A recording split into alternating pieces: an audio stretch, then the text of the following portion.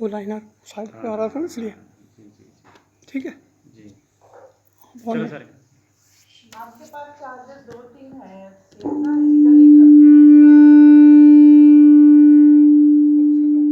इधर एक सभी काम ठीक हो गया। तुम्हारा ये होगा सारी का ढोलकी बजाना। ये ग्रीन के बाद लाल ये ढोलकी का तो बंद ही हो गया। अच्छा ये ढोलकी का। अब हमारा रह गया ये येलो। ढोलकी का थोड़ा ऊंचा करो जी।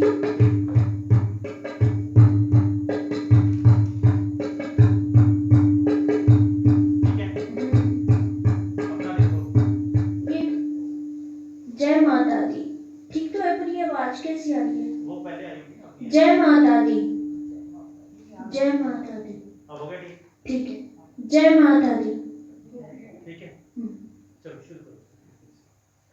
श्री कृष्ण गोविंद हरे मुरारी, हे नाथ नारायण वासुदेव। श्री कृष्ण गोविंद हरे मुरारी, हे नाथ नारायण वासुदेव। हे नाथ नारायण वासुदेव, हे नाथ नारायण वासुदेव।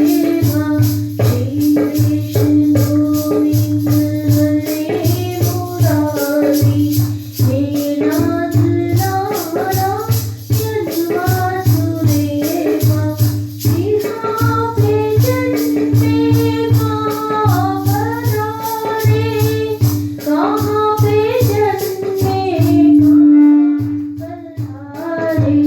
मथुरा में जन्मे गोकुल पधारे, हे नाथ नारायण वासुदेव। श्री कृष्ण गोविंद हरे मुरारी, हे नाथ नारायण वासुदेव। किसी के जन्मे किसी के पाले, किसी के जन्मे किसी के पाले। देवकी के जन्मे यशोदा के पाले, हे नाथ नारायण वासुदेव।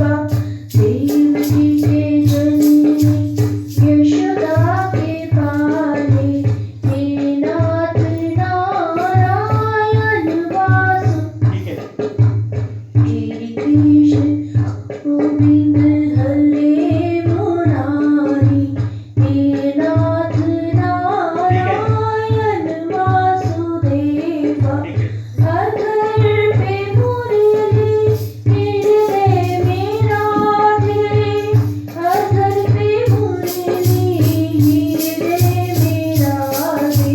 कट गए दोनों मेरे आधे आधे, हे नाथ नारायण वासुदेव।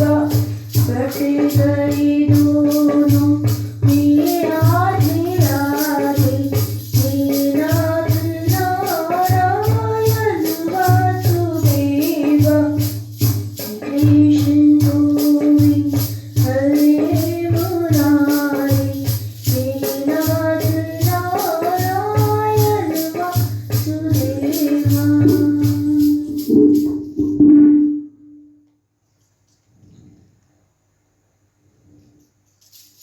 जयकारा शेरावाली का बोलो सच्चे दरबार की जय।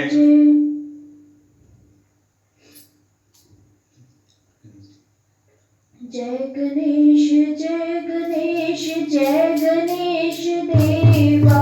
माता जाकी पार्वती पिता महादेवा। जय गणेश जय गणेश जय गणेश देवा। माता जाकी पार्वती पिता महादेवा। एकदंत दयावंत चार भुजधारी, एकदंत दयावंत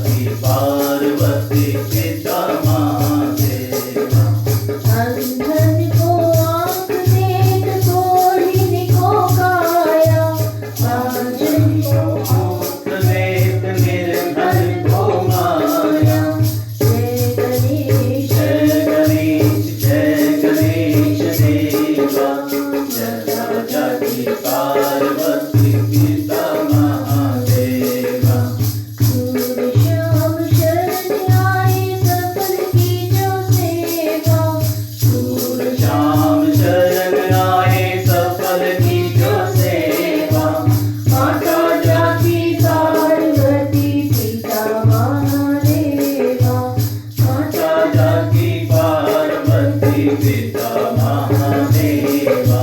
जय गणेश जय गणेश जय गणेश देवा। माता जाति पार्वती पिता महादेवा। दीनन की लाज रखो शुभ सुतकारी।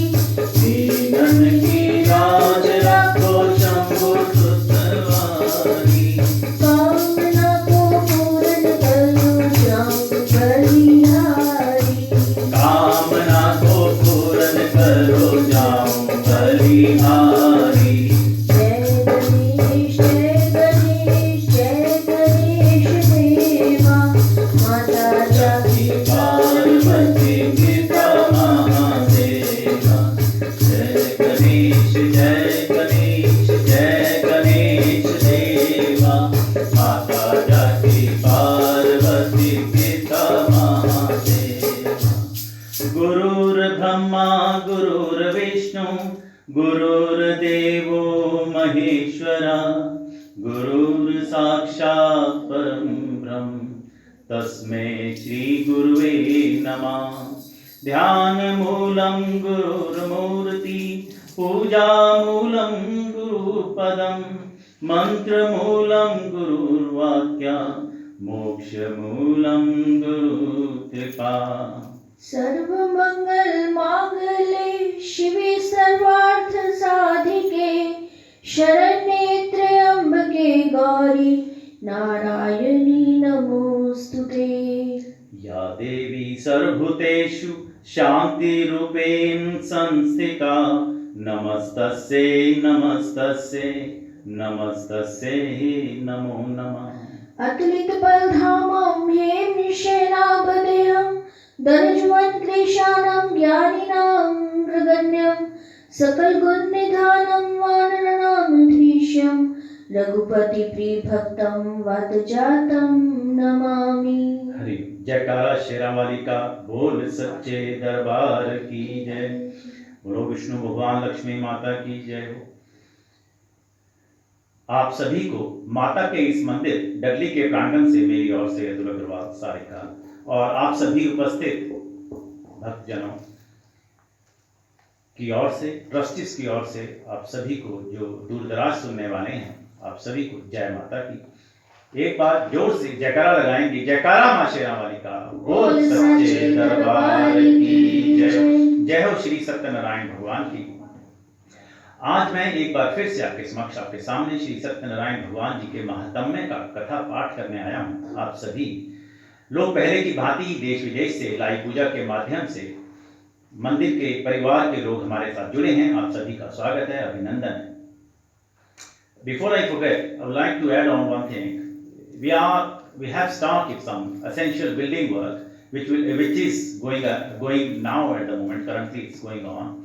और इसमें हमारा लगभग अंदाजन 20 से 25 हज़ार पाउंड का खर्चा है, अगर हमने दूसरे पार्ट का भी काम करवाया। और तो हमें आपकी ज़रूरत है, मंदिर को आपकी ज़रूरत है। तो आप जो बढ़ चढ़ कर भाग लें और किसी को भी, मंदिर के किसी भी ट्रस्टीज को, मेंबर को, या फिर मंदिर में पंडित जी को आप कभी भी अपनी जो सहयोग राशि है वो दे सकते हैं। पर मैं हमेशा कहता हूँ, जिसको भी जैसे भी आप जब भी माया दें उसकी रसीद जरूर ले लें। तो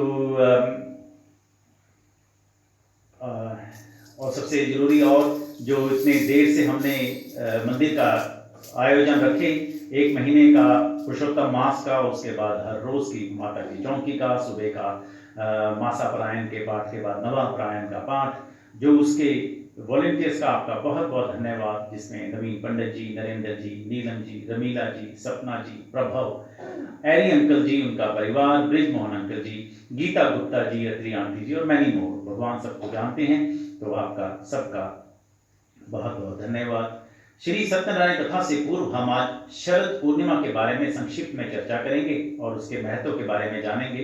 तो चलिए अब कथा की ओर बढ़ते हैं। कथा को शुरू करने से पहले एक छोटा सा भजन, तो उसी हमेशा की तरह जैसे हमें भजन से शुरू करते हैं, उसको जरा सा शुरू करते हैं, उसके बाद हम कथा की ओर बढ़ते हैं। रचा है सृष्टि को जिस प्रभु ने, वही ये सृष्टि चला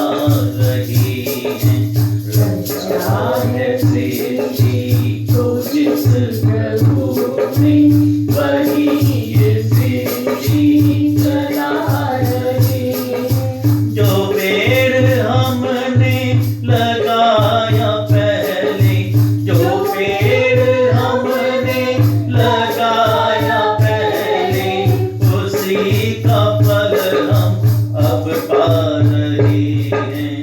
रचा है सृष्टि को जिस प्रभु ने, वही सृष्टि चला रहे हैं। इसी धरा से शरीर आए, इसी धरा में फिर सब समाए। इसी धरा से शरीर आए, इसी धरा में फिर सब समाए। है सत्य नियम यही धरा का, है सत्य नियम यही धरा का। एक आ रहे हैं, एक जा रहे हैं। रचा है सृष्टि को जिस प्रभु ने, वही सृष्टि चला रहे हैं। हरि ओम।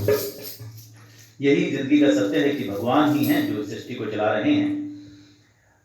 हमारा हाथ है, मेरा शरीर है, मेरी टांगें हैं, मेरा सिर है, लेकिन इसमें जब आत्माराम नहीं होता तो हाथ पैर तो वही रहते हैं, लेकिन ये चलते नहीं हैं। ये सब भगवान है, कोई अदृश्य शक्ति है। वैसे अदृश्य भी नहीं है, हमें सबको पता है। हमारे साक्षात देव हमारे बीच में सूर्य देवता हैं, और पेड़ पौधे हैं, नदी हैं, धाराएं हैं, हवा है, ये सब मुफ्त में मिलते हैं और बिना किसी मोह के, बिना किसी अपेक्षा के अपना सेवा किए जा रहे हैं। तो ये प्रत्यक्ष देव हैं। तो सबसे पहले ये मुझे लगता है, मुझे बड़ा प्रिय है, तो ये भजन की 2-3 लाइनें गुनगुना के। आज शरद पूर्णिमा है, हम सब लोग जानते हैं। शरद पूर्णिमा से ही शरद ऋतु यानी सर्दियों की शुरुआत मानी जाती है। माना जाता है इस दिन चंद्रमा 16 संपूर्ण कलाओं से युक्त होकर अमृत बरसाता है। इस दिन मां लक्ष्मी और भगवान विष्णु की विशेष कृपा प्राप्त करने के लिए पूजा करके व्रत रखा जाता है।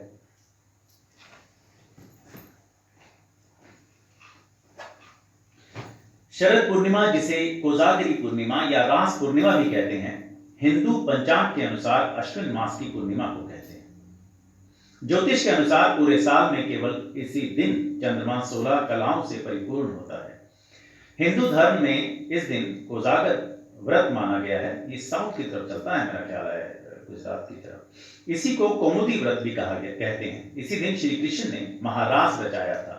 मान्यता है इस रात्रि को चंद्रमा की किरणों से अमृत झड़ता है, तभी इस दिन उत्तर भारत में खीर बनाकर रात भर चांदनी में रखने का विधान है। प्राचीन काल से ही शरद पूर्णिमा को चमत्कारी माना गया है। इसी रात से ही हेमंत ऋतु की शुरुआत होती है या सर्दी होने लगती है और हमें ठंड का आभास होना शुरू हो जाता है। भगवान श्री कृष्ण के महारास को देखने के लिए भगवान शिव भी स्वयं वहां आए, लेकिन पुरुष होने की वजह से गोपियों ने भगवान शिव को दरवाजे पर ही रोक दिया। उन्हें यह कहकर लौटा दिया कि यहां सिर्फ गोपियां ही महारास में सम्मिलित होती हैं। भगवान शिव बड़े व्याकुल हुए। भगवान शिव ने मां गौरा से, मां पार्वती से आग्रह किया कि वो भी महारास में जाना चाहते हैं, पर माता सती ने भी वही दोहराया कि महारास में पुरुषों का जाना संभव नहीं है, वहां पर केवल स्त्री के ही प्रवेश की आज्ञा है। प्रभु ने तब मां पार्वती से कहा कि वो भी एक गोपी का रूप धर लेंगे, किंतु जाएंगे जरूर। तो वो क्या कहते हैं, ये सुनिए। एक दिन वो भोले भंडारी बनकर के बिजनारी रास में आ गए, रास में आ गए। एक दिन वो भोले भंडारी बनकर ब्रज की नारी रास में आ गई, रास में आ गई। पार्वती भी मना के हारी ना माने, त्रिपुरारी रास में आ गए।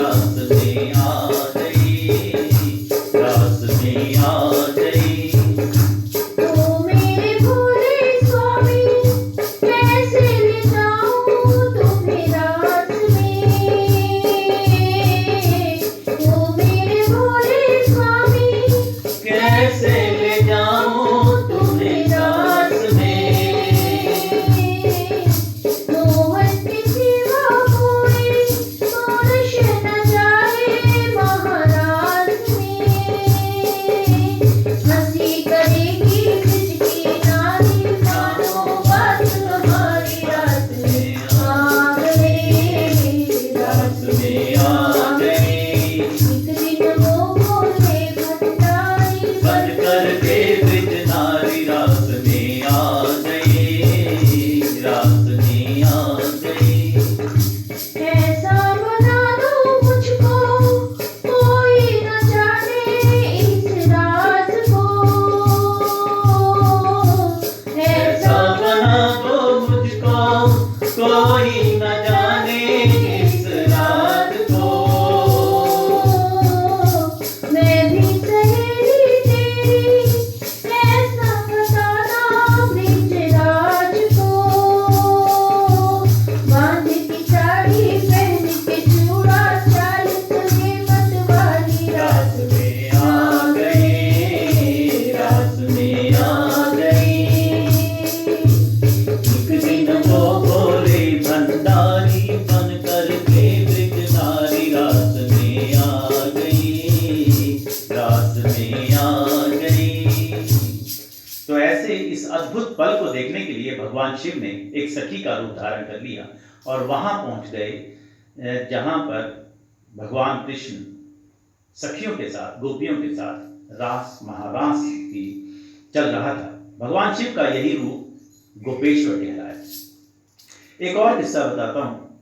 जब देवी मीरा, शायद स्वामी हरिदास से, मैं नाम भूल रहा हूं, ये कौन से थे, स्वामी हरिदास थे या कोई उसी समय की बात है, उनसे मिलने गई तो आग्रह कर रही थी और वो उनको अपना गुरु बनाना चाहती थी। पर उनकी आवाज सुनकर उन्होंने कहा, स्वामी हरिदास जी ने ही, कि हमारे आश्रम में महिलाओं का आना निषेध है, और उन्होंने अंदर से ही मना कर दिया। तब तो यह सुनकर मीरा जोरों से हंसने लगी। जब सेवकों ने कारण पूछा तब वो कहने लगी कि मुझे पता नहीं था कि यहाँ कोई पुरुष भी रहता है। ये सुनते ही संत हरिदास दौड़े बाहर आए और मीराबाई से कहा कि मैं तुम्हारा गुरु नहीं, तुम मेरी गुरु हो जाओ, क्योंकि ब्रज में केवल भगवान कृष्ण ही पुरुष माने जाते हैं, बाकी सब गोपी स्वरूप ही हैं। तो मेरी समझ में रास में जाने का मतलब अपने अहंकार को छोड़ना है और अपने को प्रभु में समर्पित करना है। तो ये महारास भक्ति की पराकाष्ठा का नाम है, जब भक्त अपने को भूलकर अपने को अपने इष्ट में विलय कर दे, उसी दिन महारास है। तो बोलिए महारासेश्वर भगवान दामोदर बांके बिहारी मदन गोपाल राधा रमन रास बिहारी की जय हो। किंतु आज युगल छवि की पूजा है, तो बोलिए राधा कृष्ण की जय हो। जय जय श्री राधे।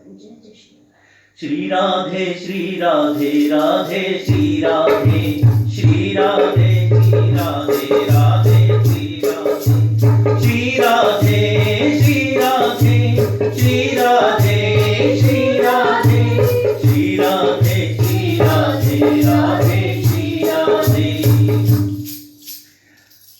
भगवान कृष्ण की मोहनी मूर्त को कुछ लोगों ने ऐसे गाया, अधरम मधुरम वदनम मधुरम नैनम मधुरम हसितम मधुरम, अधरम मधुरम वदनम मधुरम नैनम मधुरम हसितम मधुरम, हृदयम मधुरम गमनम मधुरम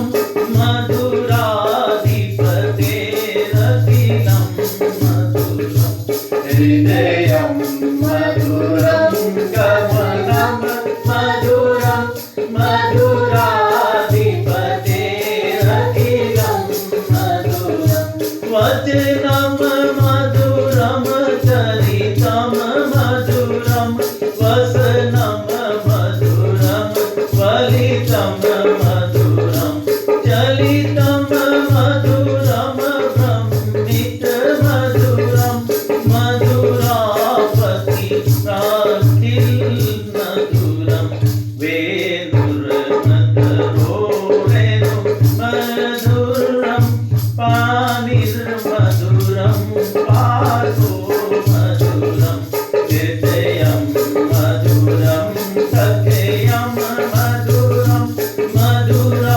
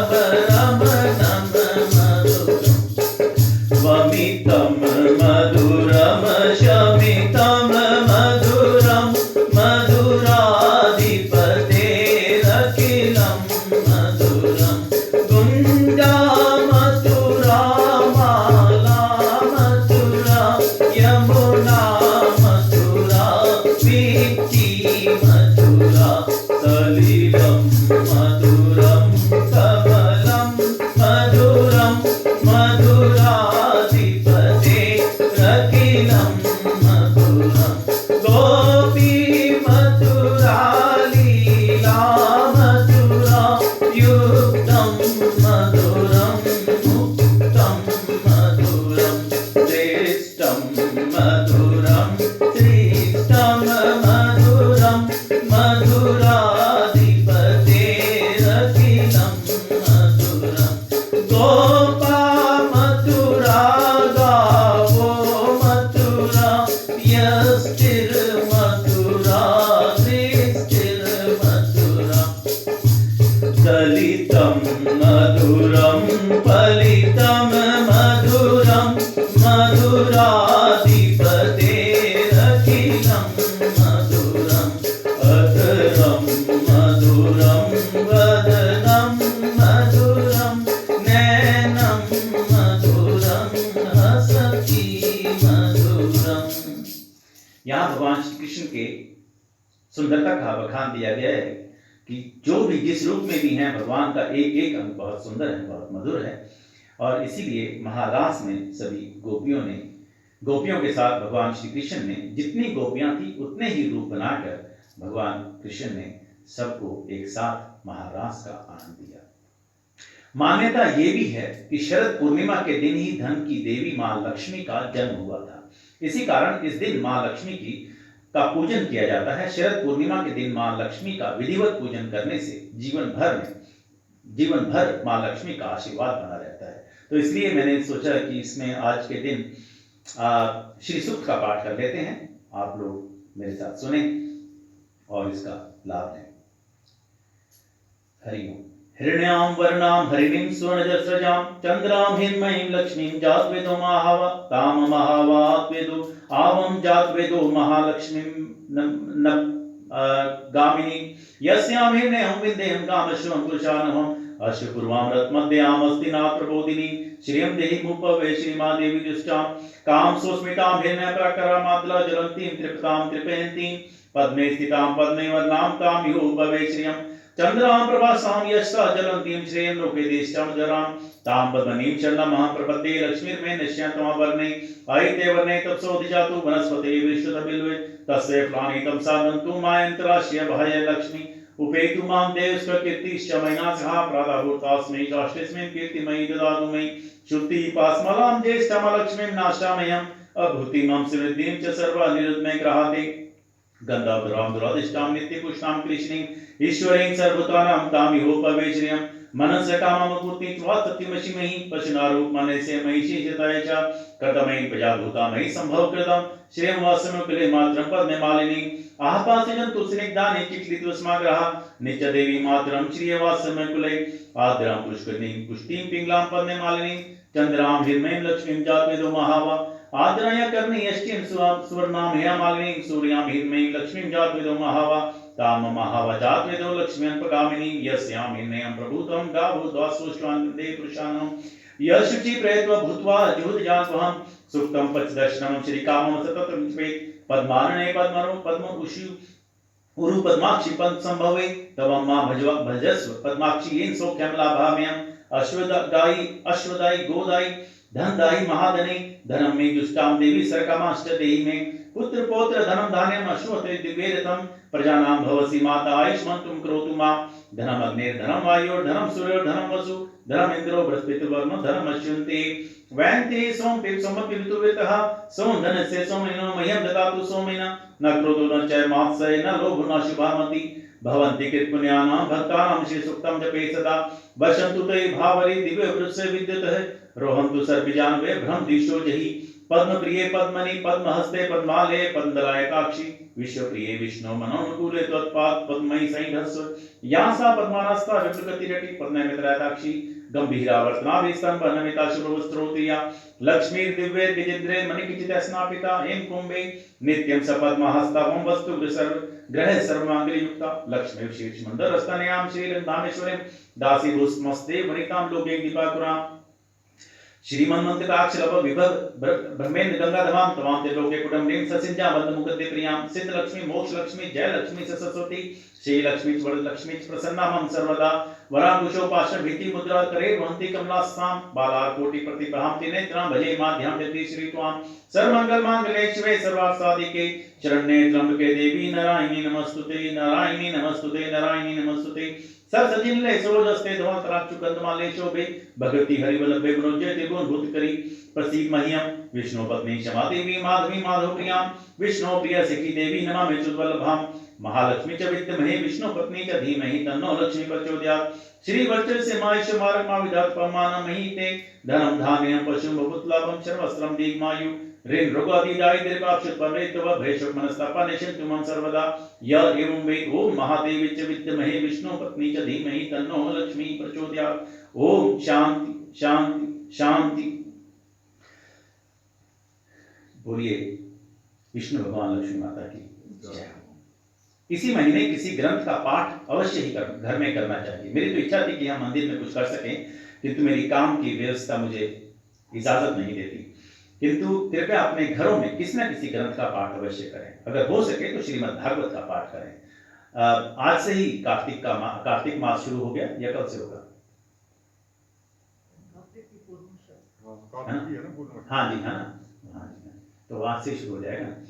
तो इस महीने में मतलब हो सके तो श्रीमद् भागवत का पाठ करें। इस महीने में विशेष माँ तुलसी की पूजा होती है। आप उनका इस मंत्र के साथ भी पूजा कर सकते हैं, या फिर जो मंत्र आप जानते हैं उसके साथ ही मतलब जो हम सुबह बोलते हैं, मेरे ख्याल तो यही है, महाप्रसाद जननी सर्व सौभाग्यवर्धिनी आदि व्याधि हरण नित्यम तुलसी तम नमस्तुते।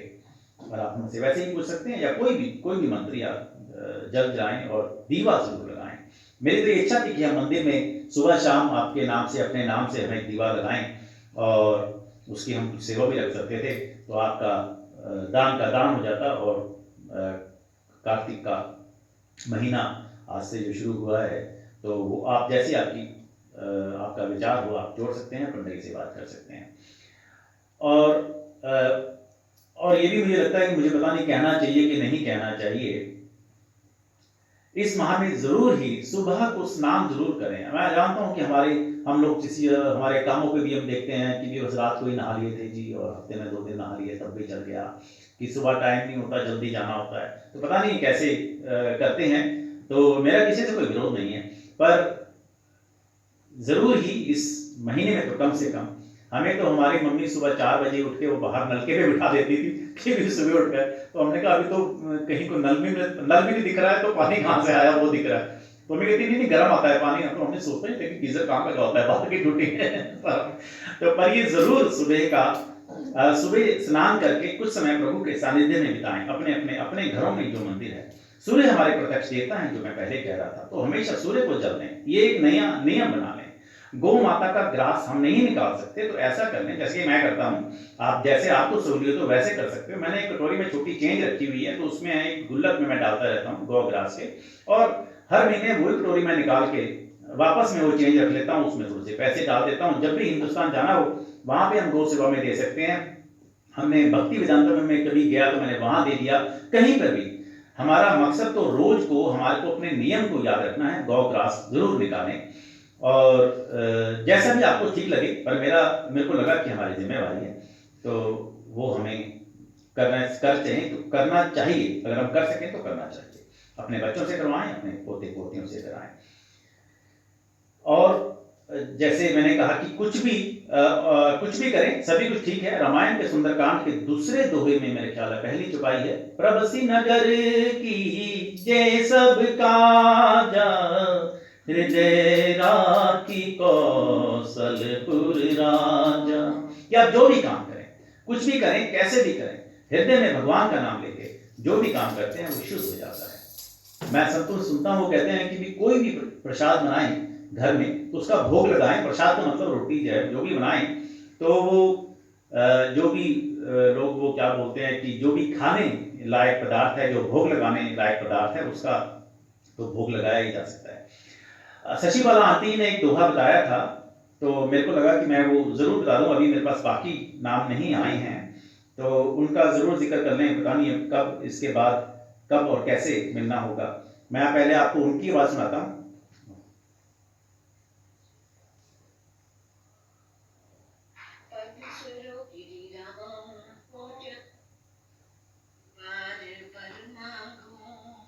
हर्ष दो श्री राम, पद सरोजन पायनि भक्ति, सदा सदा सत्संग रामा, सदा सदा सत्संग। इस बीच भगत अपनी इच्छाएं रखता है कि हे भगवान, मैं बार बार तो कई बार मनु दे यही प्रदान दे कि मैं तेरा नाम जप सका कि और मैं हमेशा हमेशा सत्संग अच्छी संगति दे, यही उसकी इच्छा है। मैंने यहाँ बोलना था, वहाँ भी बोल दिया। तो धन्यवाद शशिबाला आंटी जी का, जिन्होंने बड़ी अच्छी चौपाई सुनी है।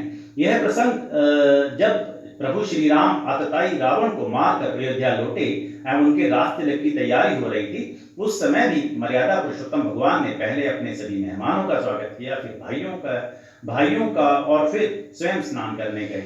ये सब कथा काकुशंडी जी कह रहे हैं। उसी समय सभी भिन्न भिन्न प्रकार के रूप धर के सभी देवगण भी आए हुए थे। तब उनके इष्ट और उनके आराध्य प्रभु शिव शंकर, जिनके की आराध्य प्रभु राम ही हैं, वो कहते हैं कि बार बार बर मांगो हर्ष देहु श्री रंग, पद सरोजन पायनी भक्ति सदा सत्संग।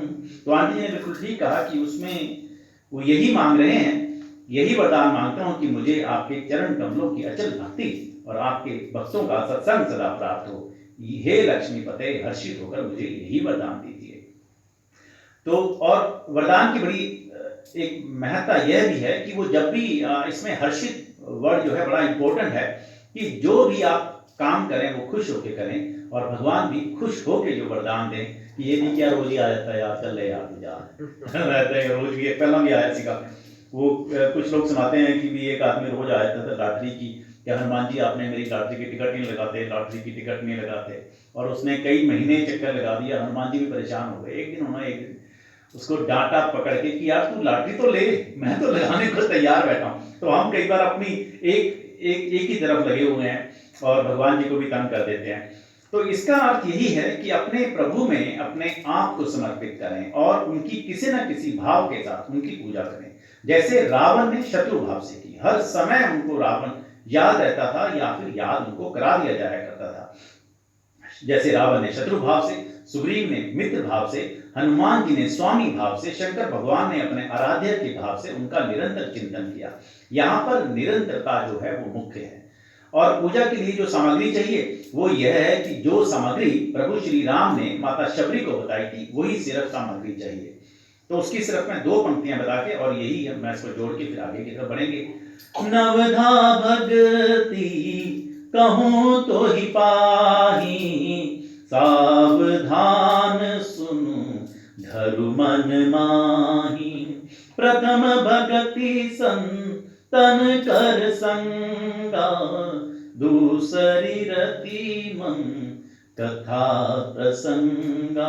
9 में से जो टॉप की जो शुरू में 2 बताई, जब पहली और दूसरी, टॉप नहीं होती है कोई, लेकिन जो पहली और दूसरी भगवान ने बताई तो उन्हीं को कर लें तो मेरे ख्याल उसमें से भी शुरू हो जाता है। और मेरे ख्याल नंबर 1 नवधा भक्ति के बाद में मेरे ख्याल भगवान ने यही कहा था कि इनमें से कोई एक भी कर लो तो भी आपका उद्धार है। लेकिन ये 2 जो हैं वो ऑटोमेटिकली हो जाती हैं कि पहली सत्संग कर संगा, दूसरी रति मम कथा प्रसंगा। आप एक इसमें कर नहीं सकते, ये दोनों ही अटैच हैं, जुड़ी हुई हैं। तो जैसे मैंने कहा कि इसमें प्रभु की नवधा भक्ति में केवल 2 से ही शुरू करें। आप मुझे बताइएगा, फिर हम आगे बढ़ेंगे और कुछ और भी करेंगे। याद रहे मैंने पहले भी कहा है कि किसी भी कार्य को पूर्णतया करने के लिए उसमें निरंतरता का नियम चाहिए। जो भी जाप करें, जो भी आप करें, कम से कम 1 साल इसका अभ्यास करें कि तो देखें कैसा लग रहा है, और हम भी कोशिश करेंगे तो देखते हैं। निरंतरता, सत्संग की कोशिश करें और भगवान के नाम का सिमरन करें। तो चलिए अब सत्यनारायण कथा की महिमा।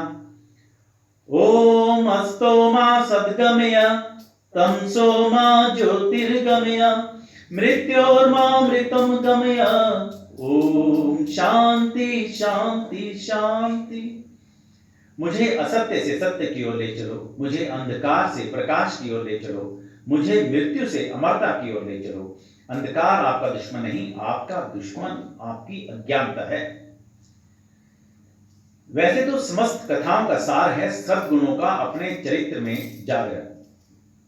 विचारने की बात है कि विद्वानों ने पुराणों में जितनी भी कथाओं का वर्णन किया है वह गुणों के हिसाब से एक आदर्श चरित्र गढ़कर जिससे उस चरित्र के आदर्श हम अपने जीवन में उतार कर उस चरित्र जैसे चरित्रवान हो सकें।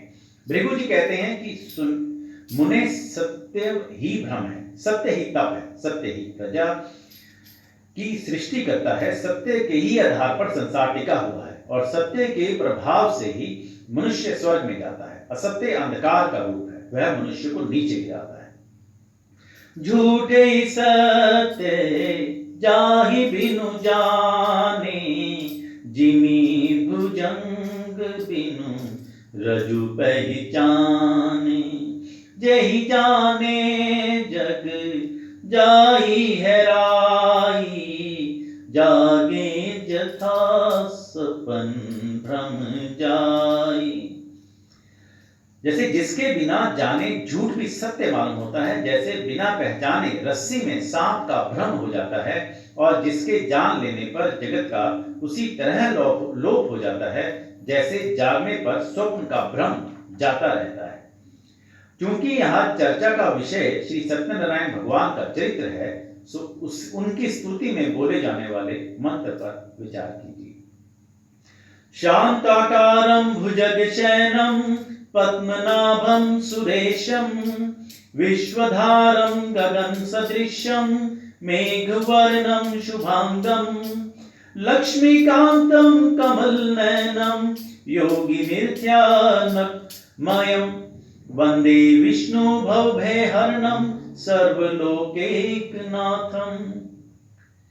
इसका अर्थ यह है कि हम उस ईश्वर विष्णु की वंदना करते हैं जो शांत चित्त हैं, सर्पों की शैया पर शयन करने वाले हैं, कमल युक्त नाभि वाले हैं, देवताओं के भी भजनीय हैं, विश्व का आधार हैं, गगन के समान सर्वव्यापक हैं, मेघों के जैसे ही सुंदर वर्णों वाले हैं, साक्षात लक्ष्मी जी जिनकी सेवा में तत्पर हैं, तथा वह कमल के आसन कमल के समान सुंदर नेत्रों वाले वह योगियों के भी ध्यान के परम केंद्र हैं, तथा सभी प्राणियों के एकमात्र ईश्वर हैं, एकमात्र नाथ हैं। तो हमें यह जानने को मिलता है कि जीवन हमेशा ही संघर्षों से भरा है, किंतु हमें हमेशा शांत रहकर अपने काम में निरंतर लगे रहना है। जैसे भगवान विष्णु शेषनाग की शैया पर लेटे रहकर भी निरंतर मुस्कुराते हुए वो पालनहार हम सभी का पालन कर रहे हैं। तो ये ऊर्जा, ये ज्ञान हमें सत्संग से ही मिलता है। और क्या करना है, कैसे करना है, इसका विवेक भी हमें सत्संग से ही मिलता है। लेकिन ये सब प्रभु कृपा के बिना संभव नहीं है। बिनु सत्संग विवेक न होई, राम कृपा बिनु सुलभ न सोई। यानी कि बिना सत्संग के कुछ भी करने का विवेक नहीं होता, या कि विवेक के बिना सत्संग नहीं मिलता, या ये भी कह सकते हैं कि दोनों का संगम ही राम कृपा है। यानी कि हमें सत्य का या सच का संग करना है, वही सच जो कि नारायण है। इसे ऐसे भी कह सकते हैं कि नारायण ही शाश्वत हैं, सनातन है, सच है।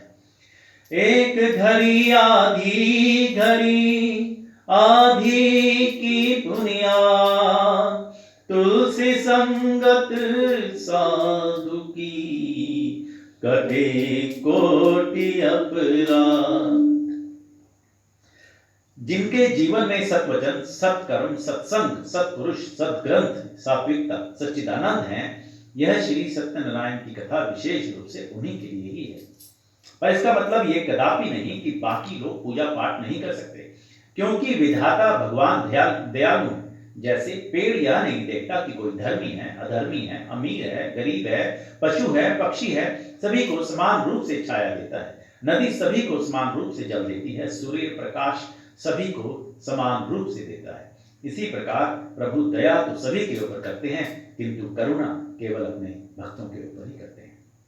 आप सभी ज्ञानी हैं, धर्म को अच्छे से समझते हैं, पर क्या ये कभी चिंतन किया है कि भगवान श्री सत्यनारायण कौन है? इनका जन्म कब हुआ? आप में से ज्यादा लोगों ने ब्रह्मा जी, विष्णु जी, महेश जी के बारे में तो सुना होगा, पढ़ा होगा, और ये भी जानते हैं कि भगवान विष्णु ने धरती पर कई बार अवतार लिया और हम उन्हें भी दशावतार के रूप में, द्वादश अवतार के रूप में, या तो फिर कभी उनके 24 अवतारों के रूप में पूजते हैं। हम यह भी जानते हैं कि जैसे भगवान राम का जन्म चैत्र की नवमी को हुआ था, श्री कृष्ण का जन्म भाद्रपद मास के कृष्ण पक्ष की अष्टमी को हुआ था, भाद्रपद मास के शुक्ल पक्ष की द्वादशी को श्री वामन जयंती के रूप में मनाया जाता है, किंतु तो ये श्री सत्यनारायण स्वामी कौन है? दरअसल सत्यनारायण भगवान के जन्म की कथा मुझे कभी मिली ही नहीं। कभी सोचा है कि भगवान अवतार कब और क्यों लेते हैं, तो श्री गीता जी में ये स्पष्ट रूप से कहा गया है, यदा यदा हि धर्मस्य ग्लानिर्भवति भारत अभ्युत्थानं धर्मस्य तदात्मनां सृजाम्यहम् पारित्राणाय साधूनां विनाशाय च दुष्कृतां धर्म संस्थापनार्थाय संभवामि युगे युगे। कि जब जब धर्म की हानि होती है तो मैं पापियों को तारने के लिए, संतों पर कृपा करने के लिए और धर्म की संस्थापना के लिए बार बार धरती पर आता रहता हूं। और ऐसे ही कहां गया,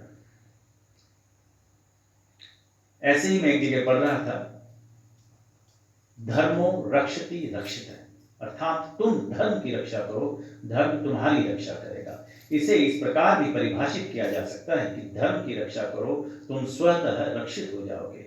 इस पर इस एक पंक्ति धर्मो रक्षति रक्षिता में कितनी बातें कह दी गई हैं, इसे कोई स्वस्थ मस्तिष्क वाला व्यक्ति ही समझ सकता है। धर्म जिसे लोग समुचित जानकारी के अभाव में अपनी अपनी परिभाषाएं देकर समझने समझाने का दुष्प्रयास करते हैं, वास्तव में अत्यंत व्यापक और विशाल अर्थ को अपने आप में समेटे हुए हैं। धर्म ही इस चराचर जगत में एवं संपूर्ण जीवों के जीवन का मूल है। धर्म के बिना इस सृष्टि की कल्पना भी नहीं की जा सकती और ना ही मानव जीवन। धर्म के बिना ये विश्व श्रीहीन हो जाएगा, जिसमें ना किसी प्राण शक्ति का वास होगा, ना किन्हीं पुण्य विचारों का। अतः धर्म को सही प्रकार से समझना सर्वप्रथम अति आवश्यक है। तो चलिए सबसे पहले जानते हैं कि धर्म क्या है। हिंदू धर्म के अनुसार परोपकार पुण्य है, दूसरों को कष्ट देना पाप है, स्त्री आदरणीय है, पर्यावरण की रक्षा हमारी उच्च प्राथमिकता है, हिंदू दृष्टि समतावादी या समन्वयवादी है, जीव मात्रा की सेवा ही परमात्मा की सेवा है, यानी कि नर सेवा ही नारायण सेवा है। धर्म एक आधार है जिस पर मनुष्य के नैतिक एवं मानवीय गुण तथा दया, क्षमा, तप, त्याग, मनोबल, सत्य, निष्ठा, सुबुद्धि, शील, पराक्रम, नम्रता, कर्तव्य निष्ठा, मर्यादा, सेवा, नैतिकता, विवेक, धैर्य इत्यादि पनपते हैं। धर्म की छत्र छाया में इन गुणों का सर्वांगीण विकास होता है। मनुष्य सिर्फ अपनी मानवाकृति के कारण मनुष्य नहीं कहलाता, बल्कि अपने उपरोक्त गुणों से वास्तविक मनुष्य बनता है। मनुष्यों और पशुओं में अंतर शारीरिक नहीं है, बल्कि पशुओं में ऊपर बताए गए मौलिक मानवीय गुणों में से कुछ का अभाव होता है। हाँ, यहाँ यह भी कह देना आवश्यक है कि पशुओं में कुछ वो गुण जरूर होते हैं जो आजकल के मनुष्यों में नहीं पाए जा रहे। मौलिक मानवीय गुणों का सिर्फ होना ही आवश्यक नहीं है, बल्कि उनकी निरंतर रक्षा भी होनी चाहिए। ये कार्य भी धर्म के सुरक्षा आवरण में रह के ही हो सकता है, क्योंकि अनेक अवसरों पर यह देखा गया है कि परिस्थितियां विपरीत होने पर मनुष्य की मानवता का उत्तरोत्तर ह्रास होने लगता है। ऐसा क्यों होता है? क्योंकि मनुष्य में धैर्य का अभाव है। काम, क्रोध, लोभ, मोह, मद और मत्सर नामक षट विपों के अधीन मानव केवल स्वयं के बारे में सोचना शुरू कर देता है। खुद को सर्वश्रेष्ठ समझने का दर्द, ऊंचाई पर पहुंचने की तीव्र इच्छा मानव को दानव बना देती है। किसी से छीनी हुई वस्तु उसे लज्जित नहीं वरन गौरवान्वित करती है। किसी के आंसुओं का उसके लिए कोई मोल नहीं रह जाता। दया व्यावसायिकता की आंधी में उड़ जाती है। किसी भी चीज को सही गलत के हिसाब से देखने की बजाय मनुष्य उसे लाभ हानि के दृष्टिकोण से देखने और समझने लगता है। श्री सत्यनारायण की कथा जातवाद, पूंजीवाद, अमीरी, गरीबी और स्त्री पुरुष से ऊपर उठकर देखने की कथा है। इसमें ब्राह्मण किसी शूद्र को, शूद्र आगे जाकर किसी अन्य को, राजा वैश्य को, यानी कि हर व्यक्ति सबका भला चाहता है कि मेरा भला हुआ है तो औरों का भी उत्थान हो। हर व्यक्ति अपने मानव धर्म का पालन करता है। असल में जीवन का दर्शन ही है श्री सत्यनारायण की कथा। हम कितने ही भाग्यशाली हैं कि हमारे पास कितने ही अमूल्य ग्रंथ हैं, वेद हैं, पुराण हैं। उसी में स्कंद पुराण के रेवाखंड में यह प्रसंग आता है कि देव ऋषि नारद भगवान विष्णु के पास जाते हैं और आगे उनका संवाद है। प्रश्न अभी भी यही है कि श्री सत्यनारायण भगवान कौन है। तो मेरी समझ के अनुसार श्री सत्यनारायण भगवान का कभी जन्म नहीं हुआ, क्योंकि सत्य तो शाश्वत होता है, सनातन होता है। इसका कोई आदि अंत नहीं होता। सत्य संसार में सबसे महान सिद्धांत है। सत्य का मतलब है सभी के कल्याण हेतु। इसलिए सत्य के बारे में व्यवहारिक बात यह है कि सत्य परेशान तो हो सकता है मगर पराजित नहीं। आचार्य रविनंदन शास्त्री जी ने भी ये पंजाब के हैं कि ईश्वर को पाने के लिए प्राणी का सत्य बोलना जरूरी है, क्योंकि ईश्वर ही सत्य है। उन्होंने कहा कि जिसके जीवन में सत्य है उसके पास ही ईश्वर है। सत्य ही परमात्मा की परिभाषा है। इसलिए सच्चे मन से भगवान का ध्यान करना चाहिए। सत्य को नारायण के रूप में पूजना ही असल में श्री सत्यनारायण जी की पूजा है। इसका दूसरा अर्थ यह है कि संसार में एकमात्र नारायण ही सत्य है, बाकी सब माया है। सत्य में ही सारा जगत समाया हुआ है। सत्य के सहारे ही शेष भगवान पृथ्वी को धारण करते हैं। भगवान भोले शंकर ने तो मां पार्वती से ये कहते भी हैं कि उमा कहूं मैं अनुभव अपना, सत हरि भजन जगत सब सपना। सत्यम शिवम सुंदरम, सत्यम शिवम सुंदरम, सत्यम शिवम सुंदरम, ओ सत्यम शिवम सुंदरम, सत्यम शिवम सुंदरम तुम्ही हो, हे शिव हमारा उद्धार करना। सत्यम शिवम सुंदरम तुम्ही हो, हे शिव हमारा उद्धार करना। हे शिव हमारा उद्धार करना, हे शिव हमारा उद्धार करना। हे शिव हमारा उद्धार करना, हे शिव हमारा उद्धार करना। है वंदना की स्वर ये हमारे, हे नाथ इनको स्वीकार करना। है वंदना की स्वर ये हमारे, हे नाथ इनको स्वीकार करना। हे शिव हमारा उद्धार करना, हे शिव हमारा उद्धार करना। बाबा तुलसीदास भी यही कहते हैं कि धर्म न दूसर सत्य समाना, आगम निगम पुराण बखाना। श्री सत्यनारायण की कथा बताती है कि व्रत पूजन करने में मनुष्य को समान अधिकार है, चाहे वह निर्धन हो धनवान हो, राजा हो या व्यवसायी, ब्राह्मण हो या अन्य वर्ग, स्त्री हो या पुरुष। यही स्पष्ट करने के लिए इस कथा में निर्धन, ब्राह्मण, गरीब, लकड़हारा, राजा उल्कामुख, धनवान, व्यवसायी, साधु, वैश्य, उसकी पत्नी लीलावती, पुत्री कलावती, राजा तुंगध्वज एवं गोपगणों की कथा का समावेश किया गया है। कथा सार ग्रहण करने से यह निष्कर्ष निकलता है कि जिस किसी ने सत्य के प्रति श्रद्धा विश्वास किया, उन सबके कार्य सिद्ध हो गए। जैसे लकड़हारा, गरीब, ब्राह्मण, उल्कामुख, गोपगणों ने सुना कि यह व्रत सुख, सौभाग्य, संतति, संपत्ति सब कुछ देने वाला है, तो सुनते ही श्रद्धा, भक्ति तथा प्रेम के साथ सत्य व्रत का आचरण करने में लग गए और फलस्वरूप अलौकिक सुख भोग कर प्रलोक में मोक्ष के अधिकारी हुए। साधु वैश्य ने भी यही प्रसंग राजा उल्कामुख से विधि विधान के साथ सुना, किंतु उसका विश्वास अधूरा था, श्रद्धा में कमी थी। वह कहता था कि संतान प्राप्ति पर सत्य व्रत पूजन करूंगा। समय बीतने पर उसके घर एक सुंदर कन्या ने जन्म लिया। उसकी श्रद्धालु पत्नी ने व्रत की याद दिलाई तो उसने कहा कि कन्या के विवाह के समय करेंगे। कहते भी हैं कि शुभम अतिशीघ्रम, यानी कि शुभ कार्य करने में विलंब नहीं करना चाहिए और जब बुरा विचार आए उसको कल पर टाल देना चाहिए। मेरे को लगता है कि इसमें जो मेन है उसका बोलना है श्रद्धा और विश्वास। अगर हमारे अंदर श्रद्धा और विश्वास की कमी है तो हम किंतु परंतु में ही लगे रहते हैं। मेरे को उस टाइम वो श्लोक याद नहीं है, बाल कांड का मेरे ख्याल पहला श्लोक है, श्रद्धा विश्वास रूपी ने, जो शिव जी से शुरू होता है कि उनमें श्रद्धा और विश्वास को भगवान शिव और पार्वती जी का जो नाम बताया है। तो वो इसीलिए इस पूरी रामायण वो श्रद्धा और विश्वास के साथ साथ चलती रही। एक श्रद्धा से कहानी सुना रहे हैं और एक विश्वास से कहानी को सुन रहे हैं। तो ये श्रद्धा विश्वास से ही रामचरितमानस हो पाती है। तो पहले अध्याय को पढ़ते हैं, उसे ध्यान से सुनिए। श्री सत्यनारायण व्रत का वर्णन देवर्षि नारद जी के पूछने पर स्वयं भगवान विष्णु ने अपने मुख से किया। श्रीमन नारायण नारायण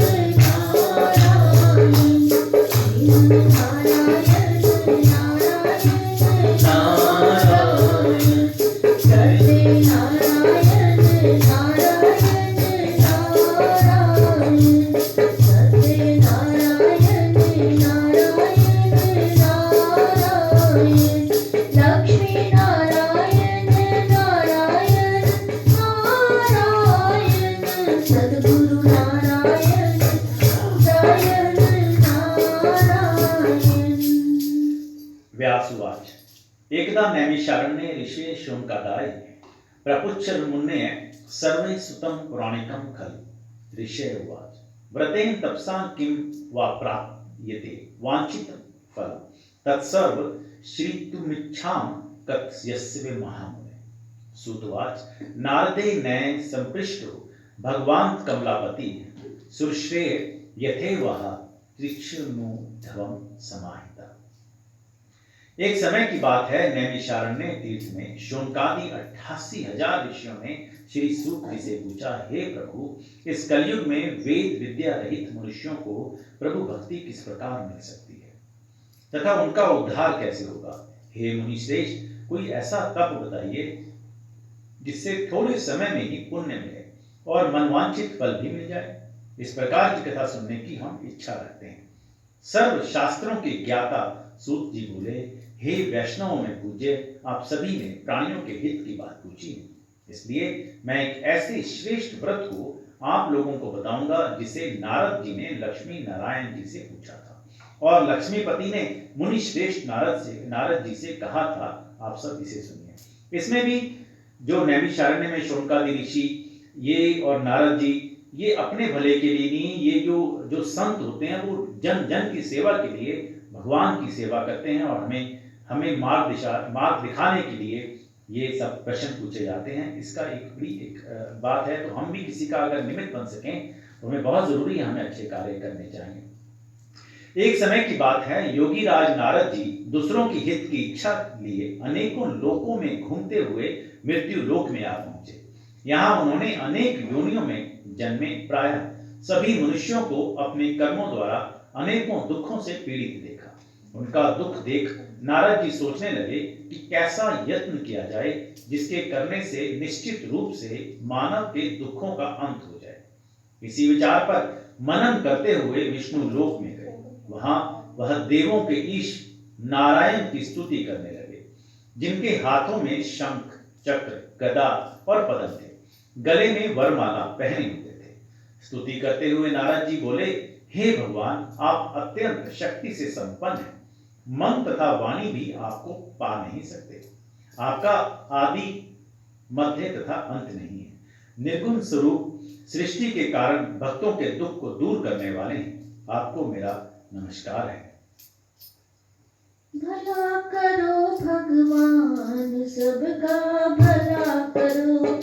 भला करो भगवान, सबका भला करो।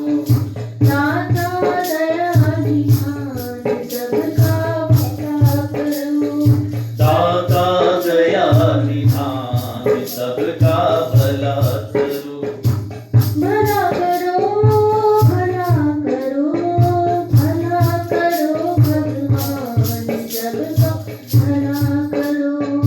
दाता दया निधान, सबका भला करो।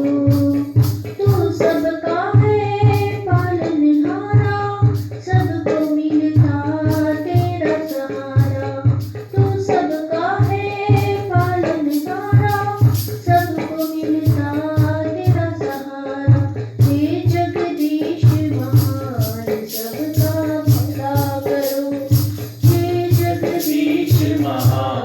सबका भला करो, माफ करो भगवान, सबका भला करो।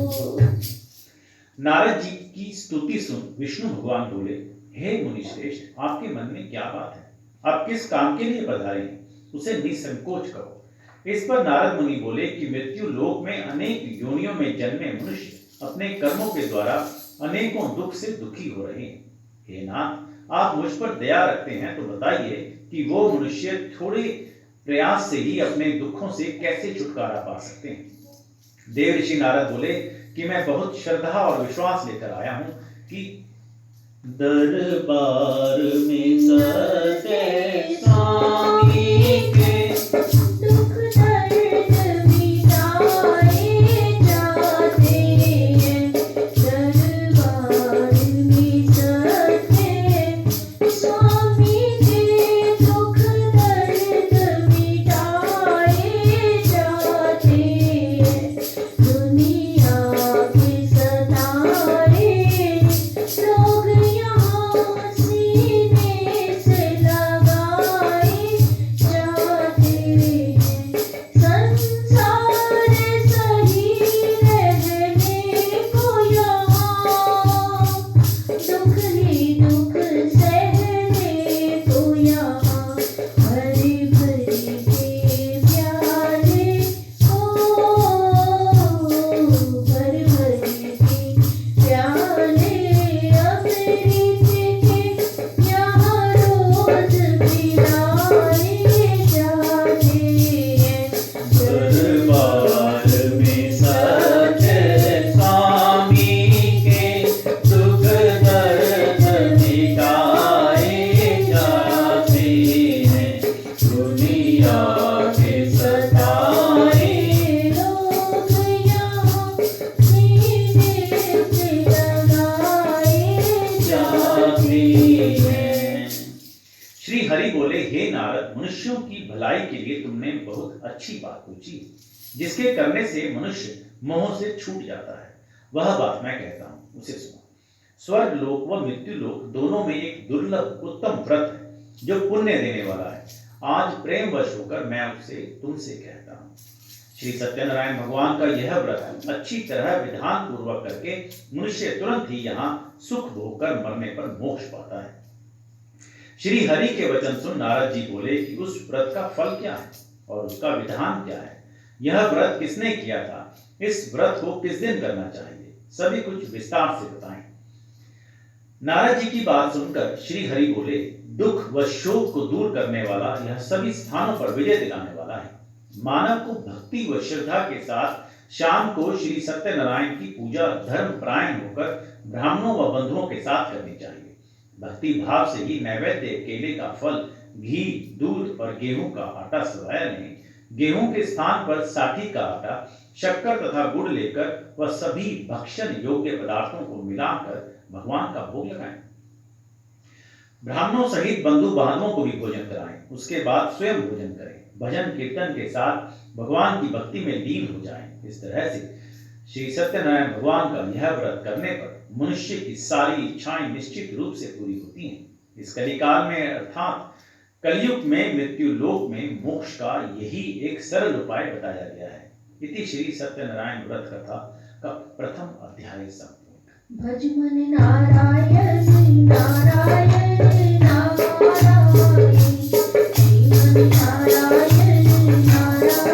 नारायण नारायण, सत्य नारायण नारायण नारायण, लक्ष्मी नारायण नारायण नारायण। यहाँ आपने ध्यान दिया होगा कि आप श्री सत्यनारायण की पूजा किसी भी दिन करा सकते हैं। तो मित्रों, अपने समय को नष्ट न करें और भगवान का ध्यान करें, क्योंकि ये जीवन अनमोल है कि पता नहीं कोई मौका मिलता है या नहीं। अनमोल तेरा जीवन यूं ही गवा रहा है, अनमोल तेरा जीवन यूं ही गवा रहा है। किस और तेरी मंजिल, किस और तेरी मंजिल, किस और जा रहा है। अनमोल तेरा जीवन यूं ही की नींद में ही, सपनों की नींद में ही ये रात ढल न जाए, इस पल का क्या भरोसा कहीं जान निकल न जाए, गिनती की है ये श्वासें यूं ही लुटा रहा है, गिनती की है ये श्वासें यूं ही लुटा रहा है, किस और तेरी मंजिल, किस और तेरी मंजिल, किस और जा रहा है, अनमोल तेरा जीवन यूं ही गवा रहा है। दूसरा अध्याय। सूत जी बोले, हे ऋषियों, जिसने पहले समय में इस व्रत को किया था उसका इतिहास कहता हूं, ध्यान से सुनो। सुंदर काशीपुरी नगरी में एक अत्यंत निर्धन ब्राह्मण रहता था। भूख प्यास से परेशान वह धरती पर घूमता रहता था। ब्राह्मणों से प्रेम करने वाले भगवान ने एक दिन ब्राह्मण का वेश धारण कर उसके पास जाकर पूछा, हे विप्र, नित्य दुखी होकर तुम पृथ्वी पर क्यों घूमते हो? दीन ब्राह्मण बोला, मैं निर्धन ब्राह्मण हूँ, भिक्षा के लिए धरती पर घूमता हूँ। हे भगवान, यदि आप इसका कोई उपाय जानते हो तो बताइए। वृद्ध ब्राह्मण कहता है कि सत्यनारायण भगवान मनोवांछित फल देने वाले हैं, इसलिए तुम उनका पूजन करो। इसे करने से मनुष्य सभी दुखों से मुक्त हो जाता है। वृद्ध ब्राह्मण बनकर आए श्री सत्यनारायण भगवान उस निर्धन ब्राह्मण को व्रत का सारा विधान बताकर अंतर्ध्यान हो गए। ब्राह्मण मन ही मन सोचने लगा कि जिस व्रत को वृद्ध ब्राह्मण करने को कह गया है, मैं उसे जरूर करूंगा। यह निश्चय करने के बाद उसे रात में नींद नहीं आई। वह सवेरे उठकर श्री सत्यनारायण भगवान के व्रत का निश्चय कर भिक्षा के लिए चला गया। उस दिन निर्धन ब्राह्मण को भिक्षा में बहुत धन मिला, जिससे उसने बंधु बांधवों के साथ मिलकर श्री सत्यनारायण भगवान का व्रत संपन्न किया। भगवान सत्यनारायण का व्रत संपन्न करने के बाद वह निर्धन ब्राह्मण सभी दुखों से छूट गया और अनेक प्रकार की संपत्तियों से युक्त हो गया। उसी समय से ब्राह्मण हर मास इस व्रत को करने लगा। इस तरह से श्री सत्यनारायण भगवान के व्रत को जो मनुष्य करेगा वह सभी प्रकार के पापों से छूटकर मोक्ष को प्राप्त होगा। जो मनुष्य इस व्रत को करेगा वह सभी दुखों से मुक्त हो जाएगा। सूत जी बोले कि इस तरह से नारद जी से नारायण जी का कहा हुआ श्री सत्यनारायण का व्रत को मैंने तुमसे कहा। हे विप्रों, मैं अब और क्या कहूं? ऋषि बोले, हे मुनिवर, संसार में उस विप्र से सुनकर और किस किसने इस व्रत को किया?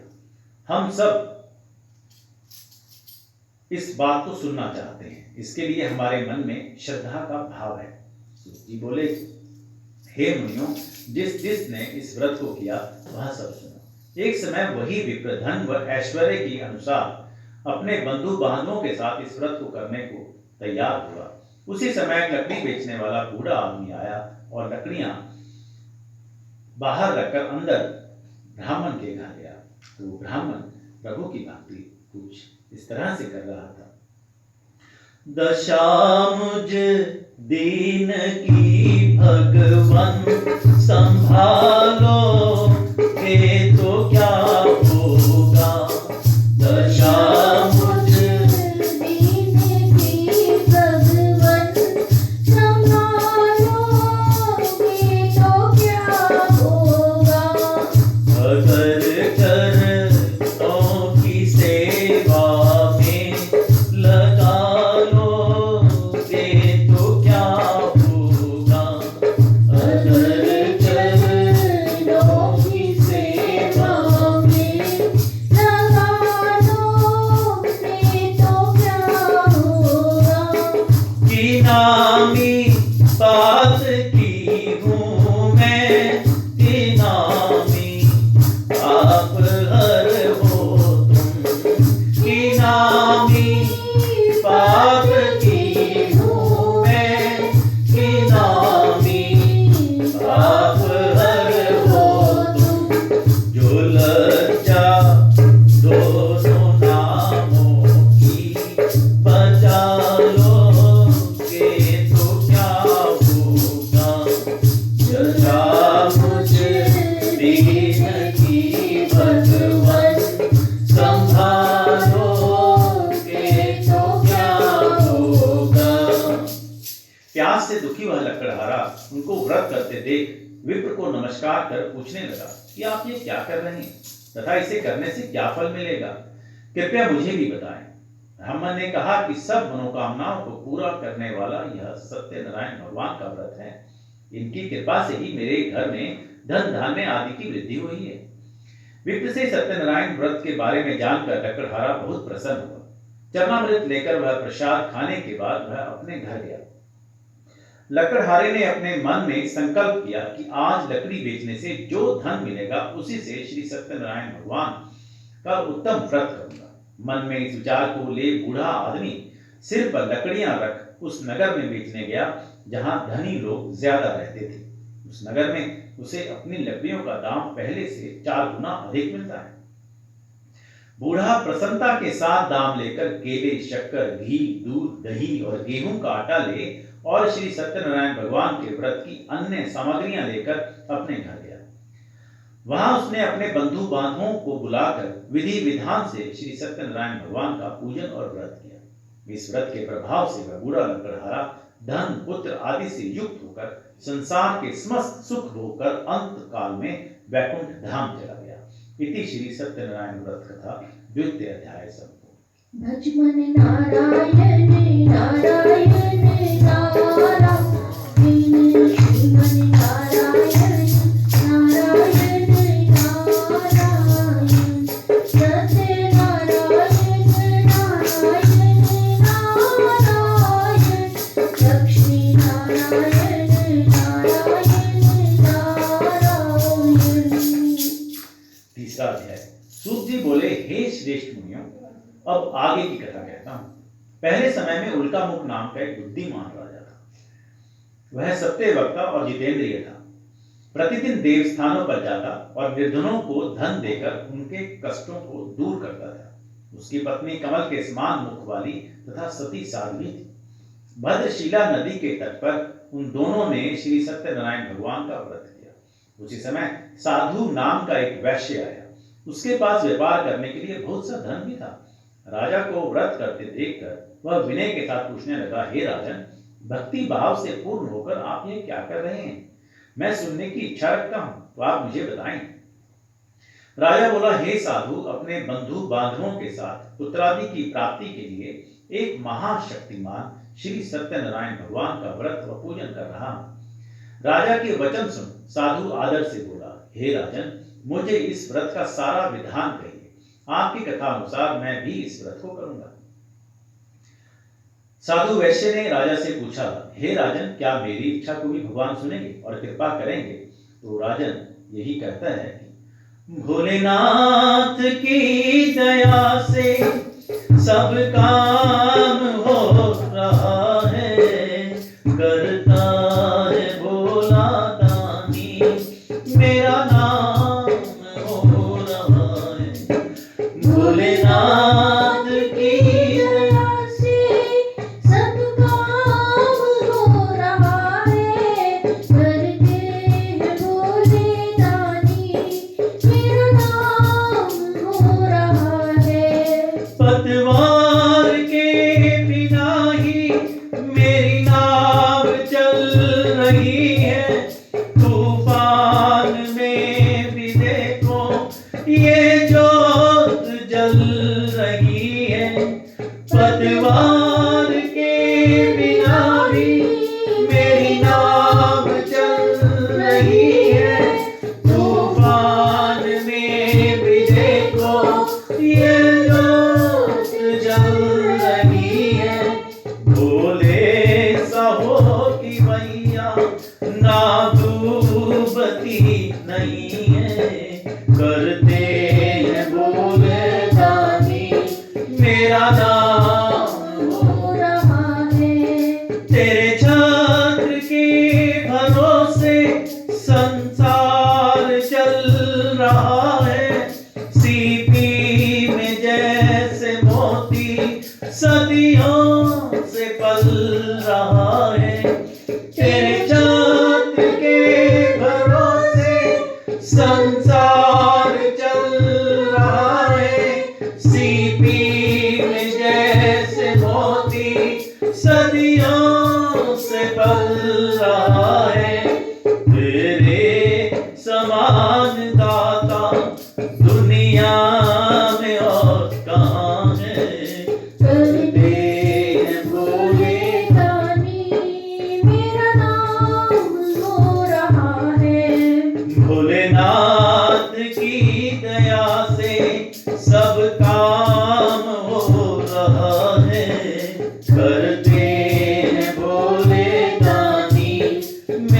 राम हो रहा है।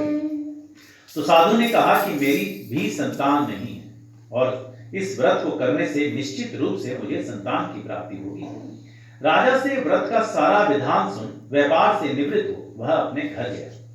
साधु वैश्य ने अपनी पत्नी को संतान देने वाले इस व्रत का वर्णन कह सुनाया और कहा कि जब मेरी संतान होगी तब मैं इस व्रत को करूंगा। साधु ने इस तरह के वचन अपनी पत्नी लीलावती से कहे। एक दिन लीलावती पति के साथ आनंदित हो सांसारिक धर्म में प्रवृत्त होकर सत्यनारायण भगवान की कृपा से गर्भवती हो गई। 10वें महीने में उसके गर्भ से एक सुंदर कन्या ने जन्म लिया। दिनों दिन वह ऐसे बढ़ने लगी जैसे कि शुक्ल पक्ष का चंद्रमा बढ़ता है। माता पिता ने अपनी कन्या का नाम कलावती रखा। एक दिन लीलावती ने मीठे शब्दों में अपने पति को याद दिलाया कि आपने श्री सत्यनारायण भगवान के जिस व्रत को करने का संकल्प किया था उसे करने का समय आ गया है, आप इस व्रत को करिए। साधु बोला कि हे प्रिय, इस व्रत को मैं उसके विवाह पर करूंगा। इस प्रकार अपनी पत्नी को आश्वासन देकर वह नगर को चला गया। कलावती पिता के घर में रह वृद्धि को प्राप्त हो गई। साधु ने एक बार नगर में अपनी कन्या को सखियों के साथ देखा तो तुरंत ही दूत को बुलाया और कहा कि मेरी कन्या के योग्य वर देखकर आओ। साधु की बात सुनकर दूत कंचन नगर में पहुंचा और वहां देखभाल कर लड़की के सुयोग्य वणिक पुत्र को ले आया। लड़की के लिए सुयोग्य वणिक पुत्र को ले आया। सुयोग्य लड़के को देख साधु ने बंधु बांधवों को बुलाकर अपनी पुत्री का विवाह कर दिया। लेकिन दुर्भाग्य की बात यह थी कि साधु ने अभी भी श्री सत्यनारायण भगवान का व्रत नहीं किया। इस पर भगवान क्रोधित हो गए और श्राप दिया कि साधु को अत्यधिक दुख मिले। अपने कार्य में कुशल साधु बनिया जमाई को लेकर समुद्र के पास स्थित होकर रत्नासारपुर नगर में गया। वहां जाकर दामाद ससुर दोनों मिलकर चंद्रकेतु राजा के नगर में व्यापार करने लगे। एक दिन भगवान श्री सत्यनारायण की माया से एक चोर राजा का धन चुराकर भाग रहा था। उसने राजा के सिपाहियों को अपना पीछा करते देख चुराया हुआ धन वहां रख दिया जहां साधु अपने जमाई के साथ ठहरा हुआ था। राजा के सिपाहियों ने साधु वैश्य के पास राजा का धन पड़ा देखा तो वह ससुर जमाई दोनों को बांधकर प्रसन्नता के साथ राजा के पास ले गए और कहा कि उन दोनों चोरों को हम पकड़ लाए हैं, आप आगे की कार्रवाई की आज्ञा दें। राजा की आज्ञा से उन दोनों को कठिन कारावास में डाल दिया गया और उनका सारा धन भी उनसे छीन लिया गया। श्री सत्यनारायण भगवान के श्राप से साधु की पत्नी भी बहुत दुखी हुई। घर में जो भी धन रखा था उसे चोर चुरा ले गए। शारीरिक तथा मानसिक पीड़ा व भूख प्यास से अति दुखी हुई। अन्न की चिंता में कलावती एक ब्राह्मण के घर गई। वहां उसने श्री सत्यनारायण भगवान का व्रत होते देखा, फिर कथा भी सुनी। वह प्रसाद ग्रहण कर रात को घर वापस आए। माता ने कलावती से पूछा कि हे पुत्री, अब तक तुम कहां थी, तेरे मन में क्या है? कलावती ने अपनी माता से कहा, हे माता, मैंने एक ब्राह्मण के घर में श्री सत्यनारायण भगवान का व्रत देखा है। कन्या के वचन सुन लीलावती भगवान के पूजन की तैयारी करने लगी। लीलावती ने परिवार व बंधुओं सहित सत्यनारायण भगवान का पूजन किया और उनसे वर मांगा कि मेरे पति तथा जमाई शीघ्र घर आ जाएं। साथ ही यह भी प्रार्थना की कि हम सबका अपराध क्षमा करें। ससुर जमाता ने भी यही पुकार की, कन्हैया हम नजरे करम चाहते हैं, कन्हैया हम नजरे करम चाहते हैं, ये मन तेरे चरणों में मगन चाहते हैं, ये मन तेरे चरणों में मगन चाहते हैं। ये संसार तेरा है माया का घेरा, ये संसार तेरा है माया का घेरा, फंसा इसमें मेरा जीवन सुनहरा, फंसा इसमें मेरा जीवन सुनहरा। बस एक तेरा दर्श चाहते हैं कन्हैया, हम नजरे करम चाहते हैं। श्री सत्यनारायण भगवान इस व्रत से, इस पुकार से संतुष्ट हो गए और राजा चंद्रकेतु को सपने में दर्शन दे कहा कि हे राजा, तुम उन दोनों वैश्यों को छोड़ दो और तुमने उनका जो धन लिया है उसे वापस कर दो। अगर ऐसा नहीं किया तो मैं तुम्हारा धन, राज्य व संतान सभी को नष्ट कर दूंगा। राजा को यह सब कहकर वह अंतर्ध्यान हो गए। प्रातःकाल सभा में राजा ने अपना सपना सुनाया और फिर बोले कि वणिक पुत्रों को कैद से मुक्त कर सभा में लाओ। दोनों ने आते ही राजा को प्रणाम किया। राजा मीठी वाणी में बोला, हे महानुभावों, भाग्यवश ऐसा कठिन दुख तुम्हें प्राप्त हुआ है, लेकिन अब तुम्हें कोई भय नहीं। ऐसा कह राजा ने उन दोनों को नए वस्त्राभूषण भी पहनाए और जितना धन उनका लिया था उससे दुगना धन वापस कर दिया। दोनों वैश्य अपने घर चले गए। इति श्री सत्यनारायण व्रत कथा का 3य अध्याय संपूर्ण। भजमन नारायण नारायण नारायण, श्रीमन नारायण नारायण नारायण, सत्यनारायण नारायण नारायण, लक्ष्मी नारायण नारायण नारायण। चतुर्थ अध्याय। सूत जी बोले, वैश्य ने मंगलाचार कर अपनी यात्रा आरंभ की और अपने नगर की ओर चल दिए। उनके थोड़ी दूर जाने पर एक दंडी वेशधारी श्री सत्यनारायण ने उनसे पूछा, हे साधु, तेरी नाव में क्या है? अभिमानी वणिक हंसता हुआ बोला, हे दंडी, आप क्यों पूछते हो? क्या धन लेने की इच्छा है? मेरी नाव में तो बेल व पत्ते भरे हुए हैं। वैश्य के कठोर वचन सुन भगवान बोले, तुम्हारा वचन सत्य हो। दंडी ऐसे वचन कह वहां से दूर चले गए। कुछ दूर जाकर समुद्र के किनारे बैठ गए। दंडी के जाने के बाद साधु वैश्य ने नित्य क्रिया के बाद नाव को ऊंची उठते देखकर अचंभा माना और नाव में बेल पत्ते आदि देखकर वह मूर्छित हो जमीन पर गिर पड़ा। मूर्छा खुलने पर वह अत्यंत शोक में डूब गया। तब उसका दामाद बोला कि आप शोक ना मनाएं, यह दंडी का शाप है, इसलिए हमें उनकी शरण में जाना चाहिए, तभी हमारी मनोकामना पूरी होगी। दामाद की बात सुनकर वह दंडी के पास पहुंचा और अत्यंत भक्ति भाव नमस्कार करके बोला, मैंने आपसे जो जो असत्य वचन कहे थे उनके लिए मुझे क्षमा दे। ऐसा कहकर महान शोकातुर हो रोने लगा। तब दंडी भगवान बोले, हे वणिक पुत्र, मेरी आज्ञा से बार बार तुम्हें दुख प्राप्त हुआ है, तू मेरी पूजा से विमुख हुआ है। साधु बोला, अगर नाथ देखोगे अवगुण हमारे, तो हम कैसे भव से लगेंगे किनारे। अगर नाथ देखोगे अवगुण हमारे, तो हम कैसे भव से लगेंगे किनारे। हमारे लिए क्यों देरी किए हो, हमारे लिए क्यों देरी किए हो। गणिका जामिल तो पल में उबारे।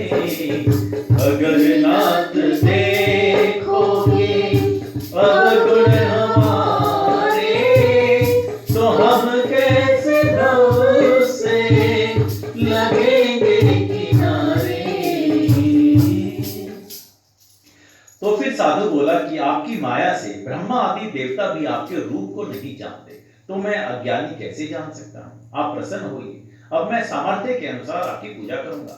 मेरी रक्षा करो और पहले के समान नौका में धन भर दो।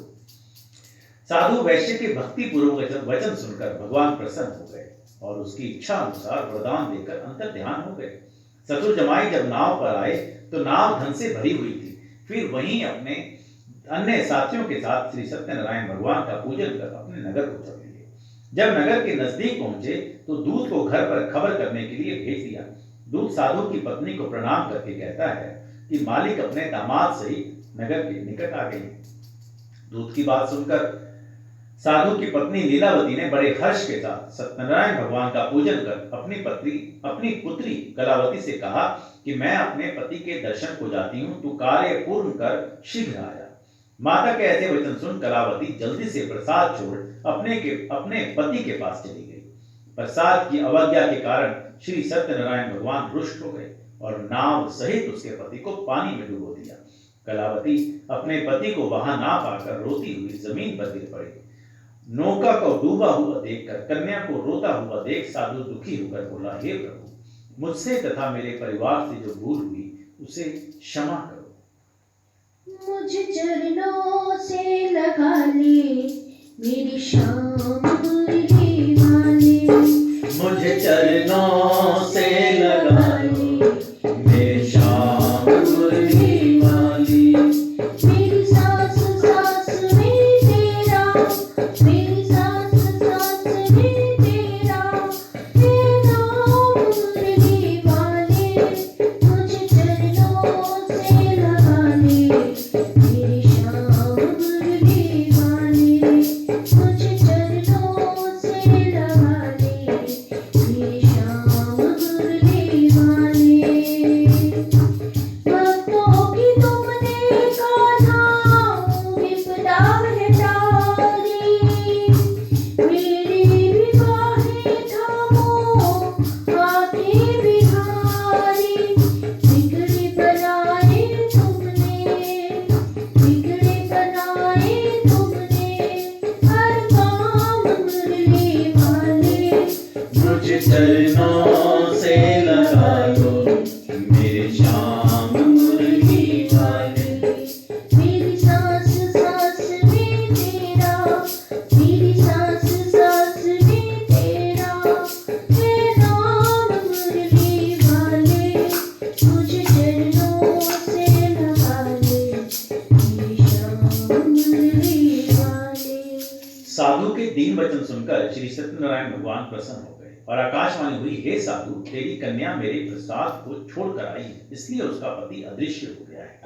यदि वह घर जाकर प्रसाद खाकर लौटती है तो इसे इसका पति अवश्य मिलेगा। ऐसी आकाशवाणी सुन कलावती घर पहुंचकर प्रसाद खाती है और फिर आकर अपने पति के दर्शन करती है। उसके बाद साधु अपने बंधु बांधवों सहित श्री सत्यनारायण भगवान का विधि विधान से पूजन करता है। इस लोक का सुख भोग व अंत में स्वर्ग जाता है। इति श्री सत्यनारायण व्रत कथा का 4th अध्याय संपूर्ण। भज मन नारायण नारायण नारायण, जीवन नारायण नारायण नारायण, सत्य नारायण नारायण नारायण, लक्ष्मी नारायण नारायण नारायण। 5वां अध्याय। सूत जी बोले, हे ऋषियों, मैं और भी एक कथा सुनाता हूँ, उसे भी ध्यान पूर्वक सुनो। प्रजापालन में लीन तुंग ध्वज नाम का एक राजा था। उसने भी भगवान का प्रसाद त्याग कर बहुत ही दुख का सामना किया। एक बार वन में जाकर वन्य पशुओं को मारकर वह बड़ के पेड़ के नीचे आया। वहां उसने ग्वालों को भक्ति भाव से अपने बंधुओं सहित श्री सत्यनारायण भगवान का पूजन करते देखा। अभिमानवश राजा ने उन्हें देखकर भी पूजा स्थान में नहीं गया और ना ही उसने भगवान को नमस्कार किया। ग्वालों ने राजा को प्रसाद दिया, लेकिन उसने वह प्रसाद नहीं खाया और प्रसाद को वहीं छोड़ वह अपने नगर को चला गया। जब वह नगर में पहुंचा तो वहां सब कुछ तहस नहस हुआ पाया तो वह शीघ्र ही समझ गया कि यह सब भगवान ने ही किया है। वह दोबारा ग्वालों के पास पहुंचा और विधि पूर्वक पूजा करके प्रसाद खाया तो श्री सत्यनारायण भगवान की कृपा से सब कुछ पहले जैसा हो गया। दीर्घ काल तक सुख भोगने के बाद मरणोपरांत उसे स्वर्ग लोक की प्राप्ति हुई। जो मनुष्य परम दुर्लभ इस व्रत को करेगा वो तो भगवान श्री सत्यनारायण की अनुकंपा से उसे धन धान्य की प्राप्ति होगी, निर्धन धनी हो जाता है और भय मुक्त हो जीवन जीता है। संतानहीन मनुष्य को संतान सुख मिलता है और सारे मनोरथ पूर्ण होने पर मानव अंत काल में वैकुंठ धाम हो जाता है। सूत जी बोले, जिन्होंने पहले इस व्रत को किया है अब उनके दूसरे जन्म की कथा मैं कहता हूँ। वृद्ध शतानंद ब्राह्मण ने सुदामा का जन्म लेकर मोक्ष की प्राप्ति की। लकड़हारे ने अगले जन्म में निषाद बनकर मोक्ष प्राप्त किया। उनका मुख नाम का राजा दशरथ होकर वैकुंठ को गए। साधु नाम के वैश्य ने मोर ध्वज बनकर अपने पुत्र को आरे से चीर कर मोक्ष पाया। महाराज तुंग ध्वज ने स्वयंभू होकर भगवान में भक्ति युक्त हो कर्म कर मोक्ष पाया। इति श्री सत्यनारायण व्रत कथा का 5वां अध्याय संपूर्ण। भज मन नारायण नारायण नारायण, शिव नारायण नारायण नारायण, सत्य नारायण नारायण नारायण, लक्ष्मी नारायण नारायण नारायण।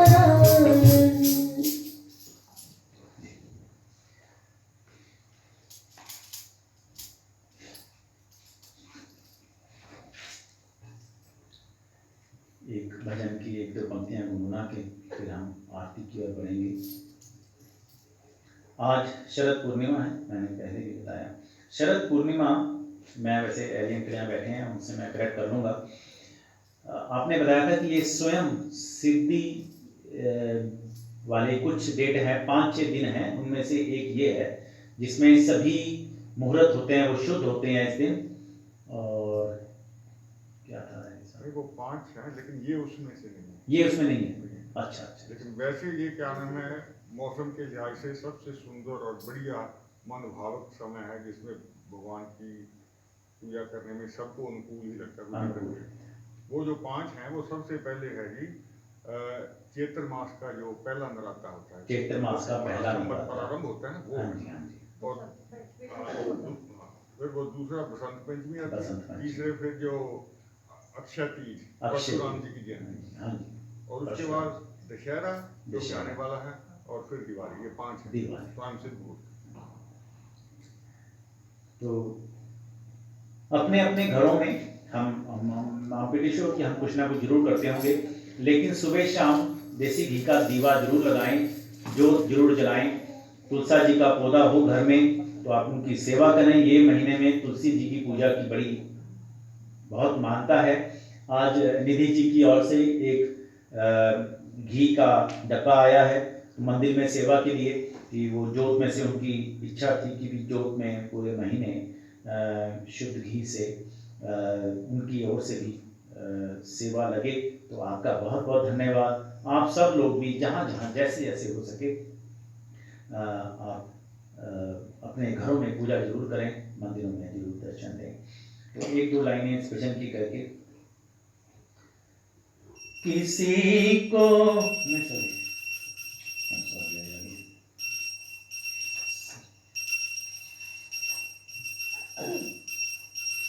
किसी के काम जो आए उसे इंसान कहते हैं।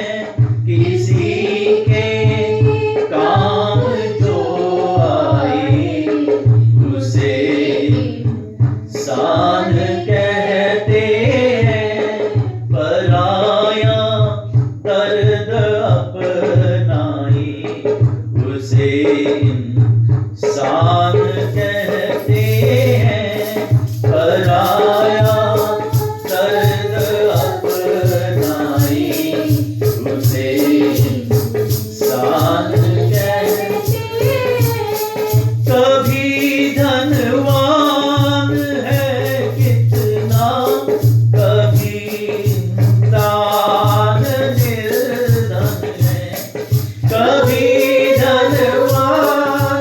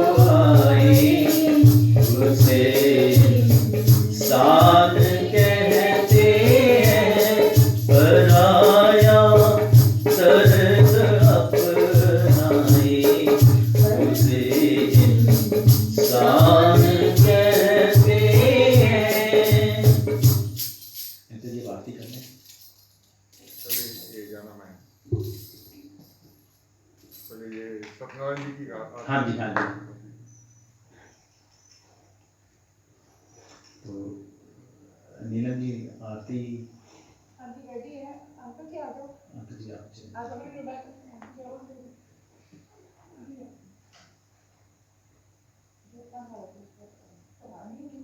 श्री राधे श्री राधे राधे श्री राधे श्री राधे श्री राधे राधे श्री राधे श्री राधे श्री राधे श्री राधे श्री राधे श्री राधे श्री राधे राधे श्री राधे श्री राधे श्री राधे राधे श्री राधे श्री राधे श्री राधे राधे श्री राधे।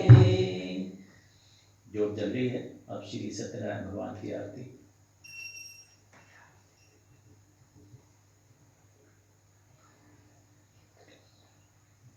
जय लक्ष्मी रमना स्वामी जय लक्ष्मी रमना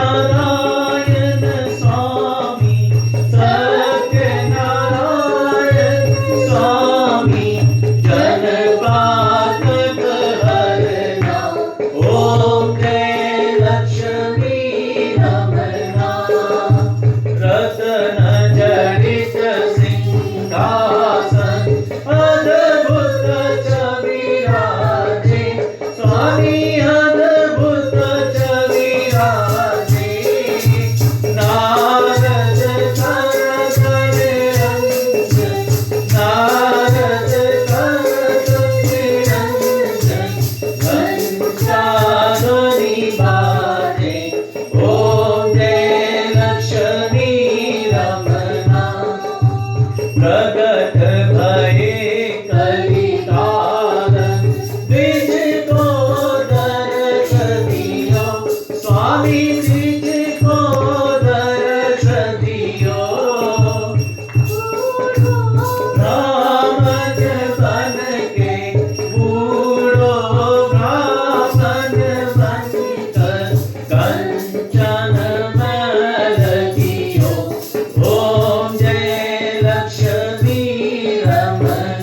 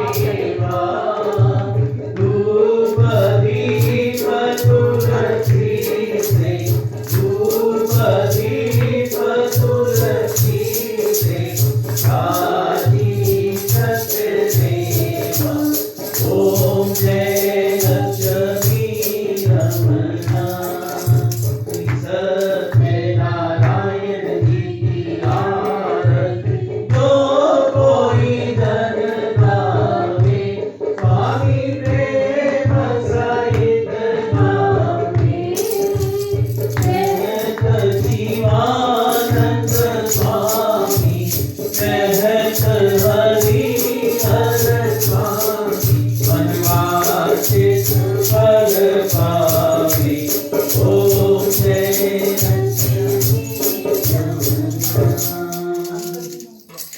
बोलो सत्यनारायण भगवान की जय।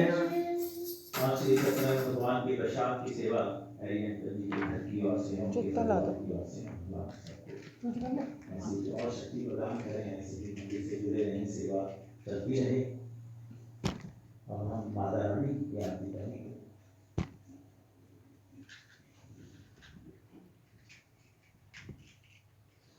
आप अपने घरों में जहाँ भी देख रहे हैं तो आप खड़े रहें थोड़ी देर और बस जो चलाने हैं।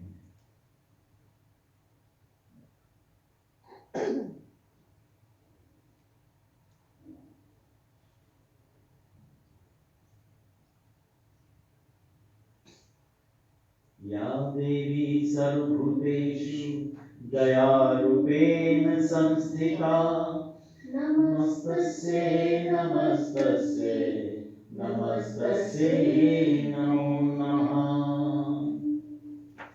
जय अम्बे गौरी मैया जय श्यामा गौरी तुमको मैया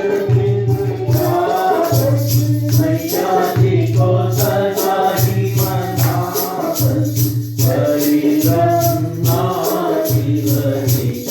ओम जय अम्बे आगत त्रिशूल विराजत को मृगमत को मैया जी को मृगमत को चलते दो नैना चलते दो नैना चल ओम जय अम्बे गौरी धन सतमान रतांबर राधे मैया रतांबर राधे रतभूषण माला रतभूषण माला कंठन पर साजे। ओम जय अम्बे गौरी श्री हरि वाहन रासत हर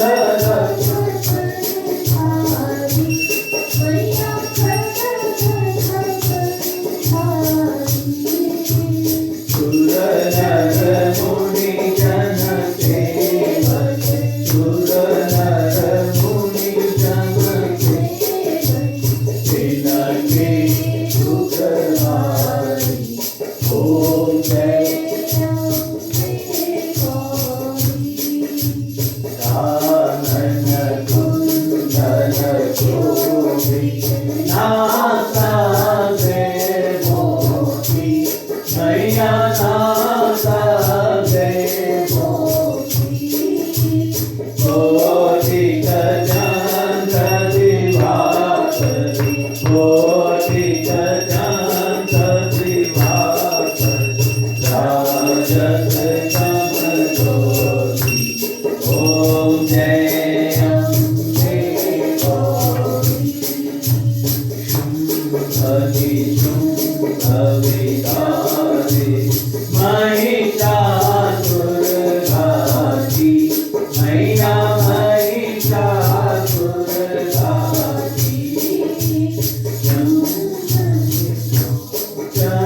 नैना दूरविलोचन नैना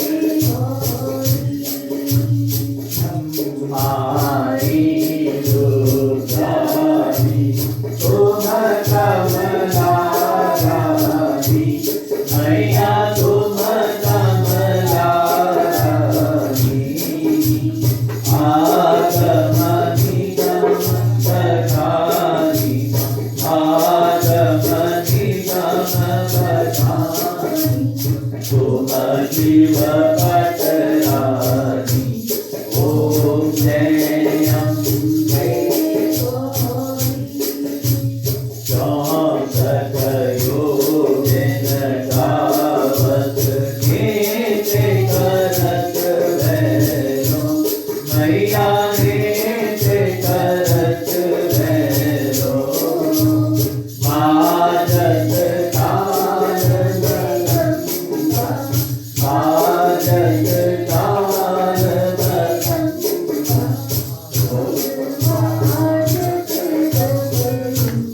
ओम जय अम्बे गौरी तुम्हारी जगती माता तुम्हारी हो भरता मैया तुम्हारी हो भरता भक्तन की दुख हरता भक्तन की दुख हरता दुख संपत्ति करता ओम जय अम्बे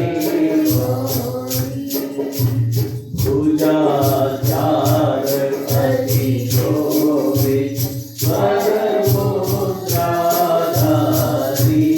मैया वर मुद्राधारी मनवांछित फल पावत मनवांछित फल पावत सेवत नर नारी ओम जय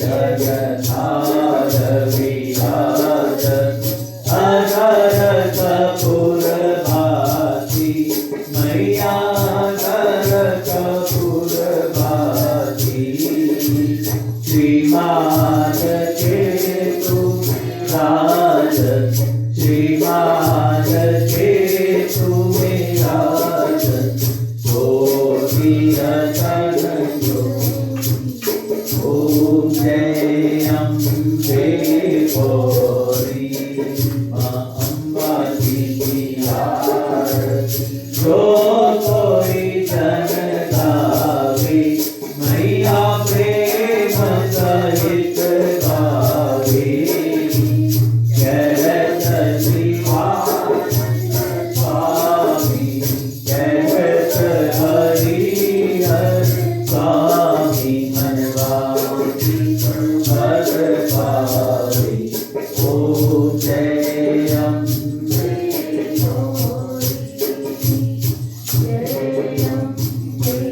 गौरी मैया जय श्यामा गौरी मैया जय मंगल करनी मैया जय आनंद करनी तुमको मिट दिन गावत मैया जी को सदा ही मनावत हरि ब्रह्मा शिवजी ओम जय अम्बे गौरी कर्पूरगौरं करुणावतारं संसार सारं भुजगेन्द्रहारं सदा वसन्तं हृदयारविन्दे भवं भवानी सहितं नमामि मंगलम भगवान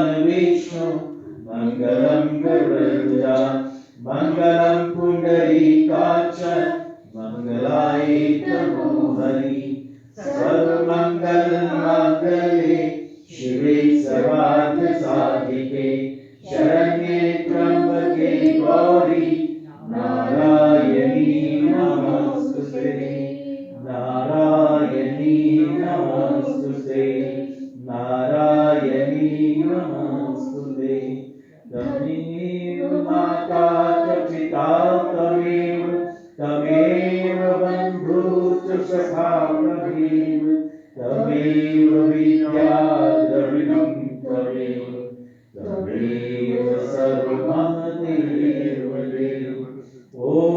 सर्वे भवन्तु सुखिनः सर्वे सन्तु निरामयाः सर्वे भद्राणि पश्यन्तु मा कश्चित् दुःखभाग् भवेत्। धर्म की जय हो। अधर्म का नाश हो। प्राणियों में सद्भावना विश्व का कल्याण। गौ माता की जय हो। धरती माता की जय हो। साधु संतों की जय हो। आज के अनंत गण भगवान की जय हो। बोलो जय। गणपति भगवान भगवान की जय। उमा उमा सत महादेव देव की जय। आत्मा स्वामी जी की जय। शारदा माता की की जय।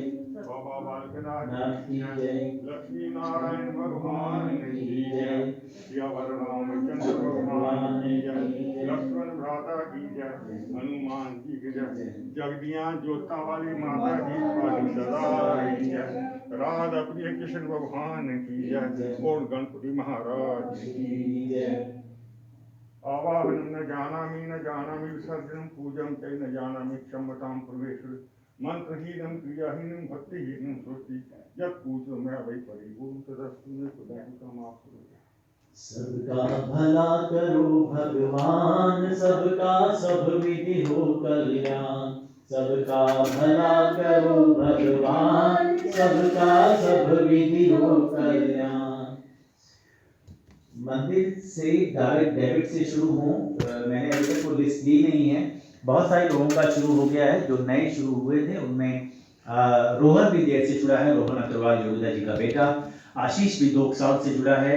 और मैं जानता हूँ डॉक्टर पीडी गुप्ता जी उनकी वाइफ दोनों अलग अलग मंदिर से जुड़े हैं डायरेक्ट डेबिट के द्वारा। मेरा आ रहा है बहुत सालों से। ऐसे ही और बहुत सारे लोग हैं। कमला बत्ता आंटी जी का शुरू हुआ इस महीने। उन्होंने कहा राज दुलारी आंटी योगिता जी की मदर इन लॉ उनकी ओर से शुरू हुआ।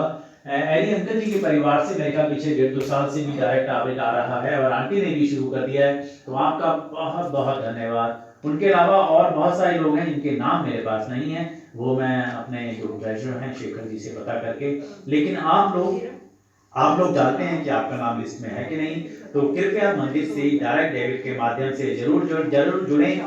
10 पाउंड मिनिमम और बाकी आपकी सामर्थ्य अनुसार मंदिर को जितनी हमें मंदिर की जरूरत है उतनी ही मंदिर को आपकी जरूरत है। तो आप मंदिर से जुड़ें। और धन के बिना बहुत सारा काम होता नहीं है। और आज धन की देवी लक्ष्मी जी का जन्मदिन भी है। और हम अभी लक्ष्मी पूजन और भी आने वाला है दिवाली पर। तो आप लोग सभी ऐसे ही जुड़े रहें। और सबसे जरूरी बात, अंधेरा होने लगा है। अंधेरी रातें शुरू हो गई हैं। जल्दी से अंधेरा शुरू हो जाता है। तो अपना ध्यान रखें। ऐसे टाइम पे जो वो सोशली जो उनसे अनएक्सेप्टेबल लोग होते हैं वो ज़्यादा नुकसान करने की कोशिश करते हैं। तो अपना ध्यान रखें।